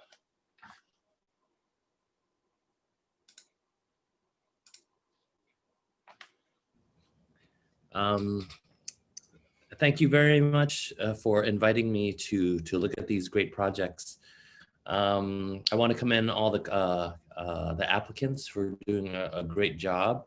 The most important is revealed parts of life in Indonesia for somebody like me outside that was very unique and interesting. And I think the best architecture or thesis or projects are ones that reveal unique components of life that you can't get anywhere else. And all the projects kind of gave me insight into the culture of not only Indonesia, but Southeast Asia in relationship to the world. So thank you very much. And I want to encourage all the applicants to pursue their interests in thesis. All of these projects were thesis projects, correct? Yeah? Yes. So I have a warm spot for thesis because I think it's such an important project, an important stage in your life, because it really reveals your inner interest in something that you will pursue throughout your career, either a little or a lot. So think of this project as a great successful beginning, not an end to a project, to something that's totally worthwhile and valuable. And I hope you pursue this really unique interest in all the projects that I see further in the future. And I look forward to seeing your great work in the future. Thank you again, and congratulations to everyone.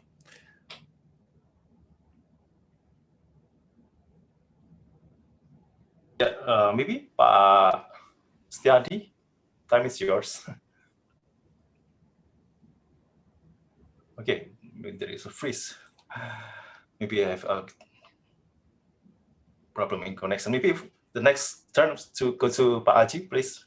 Your summary. Terima kasih. Saya sangat senang sekali dan berterima kasih untuk panitia dari ITS mengundang saya dan melihat karya yang menurut saya luar biasa dari teman-teman dari ujung timur dan ujung barat ya. Jadi artinya kualitas pendidikan arsitektur di Indonesia itu sudah mulai hampir merata gitu, dan proses seperti ini menurut saya akan menjadi cara juga untuk meningkatkan kualitas arsitektur dan arsitektur di Indonesia. Dan secara garis besar pemenangnya itu tidak jauh lebih baik dari yang tidak menang. Artinya hampir sama, tapi karena kami harus memilih, jadi kami pilih yang ada cocok dan relevan. Jadi buat yang belum menang ya memang bukan berarti tidak lebih bagus. Dan seperti kata Pak Chat bahwa tugas akhir itu bisa jadi awal untuk dilanjutkan di jenjang yang lebih profesional gitu ya. Dan terakhir sebenarnya saran dari saya adalah karena kita dalam masa yang sangat sulit pandemi dan kita sudah mulai belajar semuanya virtual, mulai belajar membuat presentasi atau apapun dalam bahasa yang lebih visual dan lebih ringkas. Jadi kita punya waktu tidak terlalu banyak untuk menilai dan juga mencermati setiap karya. Jadi ide itu bisa macam-macam, tapi ide yang tersampaikan dengan baik dan dikemas dengan profesional itu yang lebih mungkin menang gitu. Apakah nanti dalam mencari kerja atau sayembara atau apapun, menurut saya kemampuan untuk mengemas ide kalian menjadi lebih mudah dicerna dan lebih cepat itu menjadi kuncinya. Terima kasih, selamat untuk yang menang dan juga untuk para finalis dan juga 80 peserta lain. Terima kasih. Terima kasih Pak Aji. Silakan Pak Setiadi memberikan semacam summary.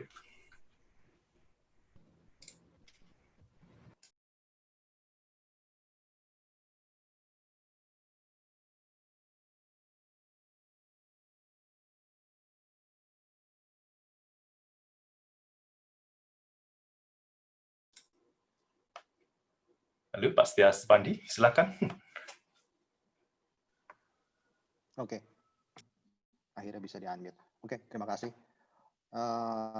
Saya hanya ingin memberikan selamat bagi peserta yang sudah sampai sejauh ini. Perjalanannya sangat panjang, mulai dari harus berjuang memberikan wujud pada proyeknya, dari tidak ada apa-apa menjadi ada apa-apa, lalu juga harus melewati banyak sekali peserta, dan saya juga salut kepada ITS yang sudah melakukan KTA ini sudah bertahun-tahun lamanya, tetap konsisten. Ini merupakan platform yang langka yang harus sebenarnya dipertahankan, karena kita punya sedikit sekali media untuk melihat atau menengok, terutama pada saat ini bagaimana teman-teman kita belajar arsitektur di tempat yang lain, bagaimana mereka mendapatkan materi-materi dan juga keterampilan gitu ya. Dulu kita punya TKMI, sekarang juga masih ada, cuma mungkin punya kesetaraan atau punya platform yang sama, punya wahana untuk saling bertukar informasi, bertukar pengetahuan, itu memang sangat langka dan makin dibutuhkan sekarang ini.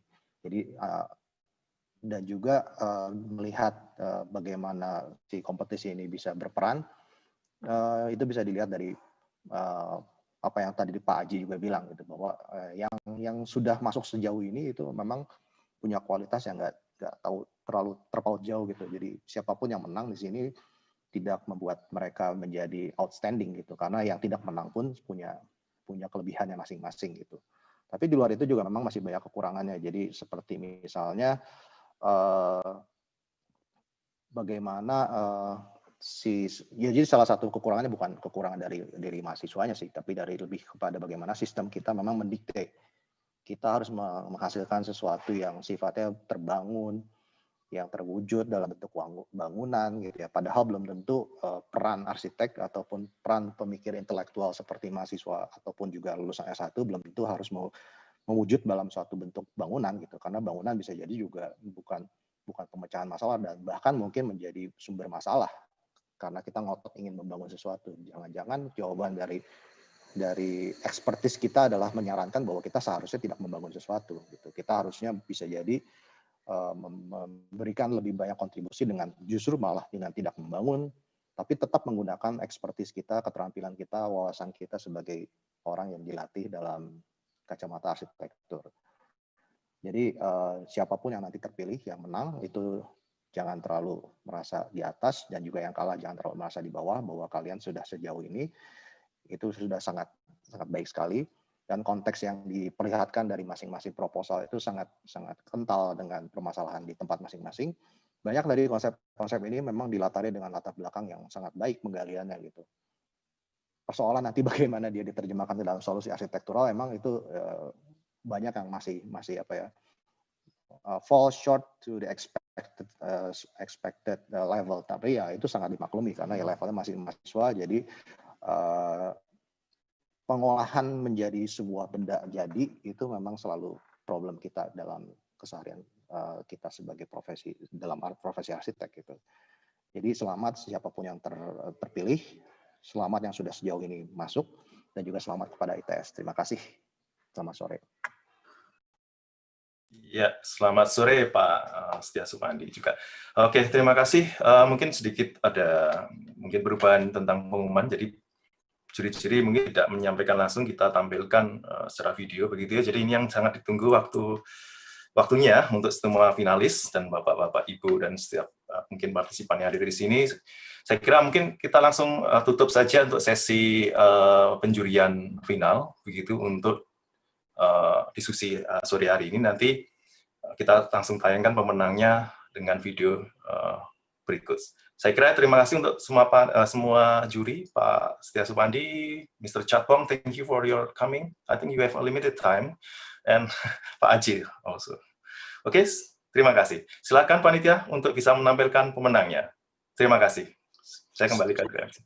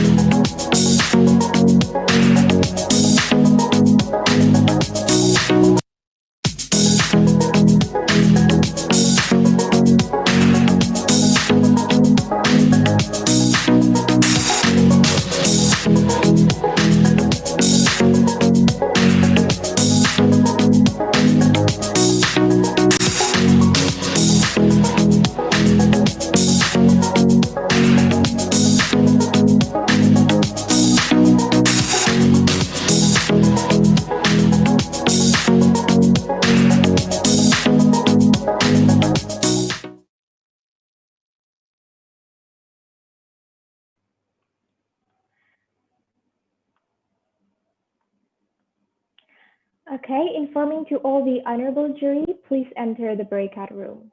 I repeat to all the honorable jury, please enter the breakout room.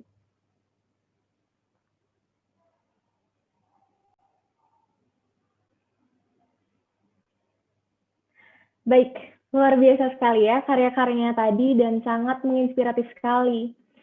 Alright, saya ucapkan selamat kepada para peserta finalis yang karyanya telah terpilih menjadi karya-karya terbaik untuk masing-masing kategori pada KTA 2020 kali ini. Dengan berakhirnya sesi pengumuman tadi, maka berakhirlah pula acara kita pada siang hari ini. Jangan lupa para hadirin sekalian dapat melihat karya-karya kompetisi tugas akhir 2020 di Behance Department Arsitektur IPS. Terima kasih kepada para juri, Bapak Aji Negara, Edi Sopandi, and Mr. Chatong Chuen Rudimo. Terima kasih kepada Bapak Ibu dosen, para peserta serta hadirin yang telah mengikuti acara Final KTA 2020 pada siang hari ini. Terima kasih juga kepada seluruh panitia yang bertugas. Saya Natifah selaku Master of Ceremonies mewakili seluruh kru yang bertugas memohon maaf bila ada kesalahan sepanjang acara ini berlangsung. Sampai ketemu pada KTA 2021. Selamat siang dan wassalamualaikum warahmatullahi wabarakatuh. Thank you very much for all the attendees. And before we part, please forgive us for our shortcomings. Till we meet again, perhaps in the next Kompetisi Tugas Akhir 2021, may all of you have a great day. Thank you. Thank you.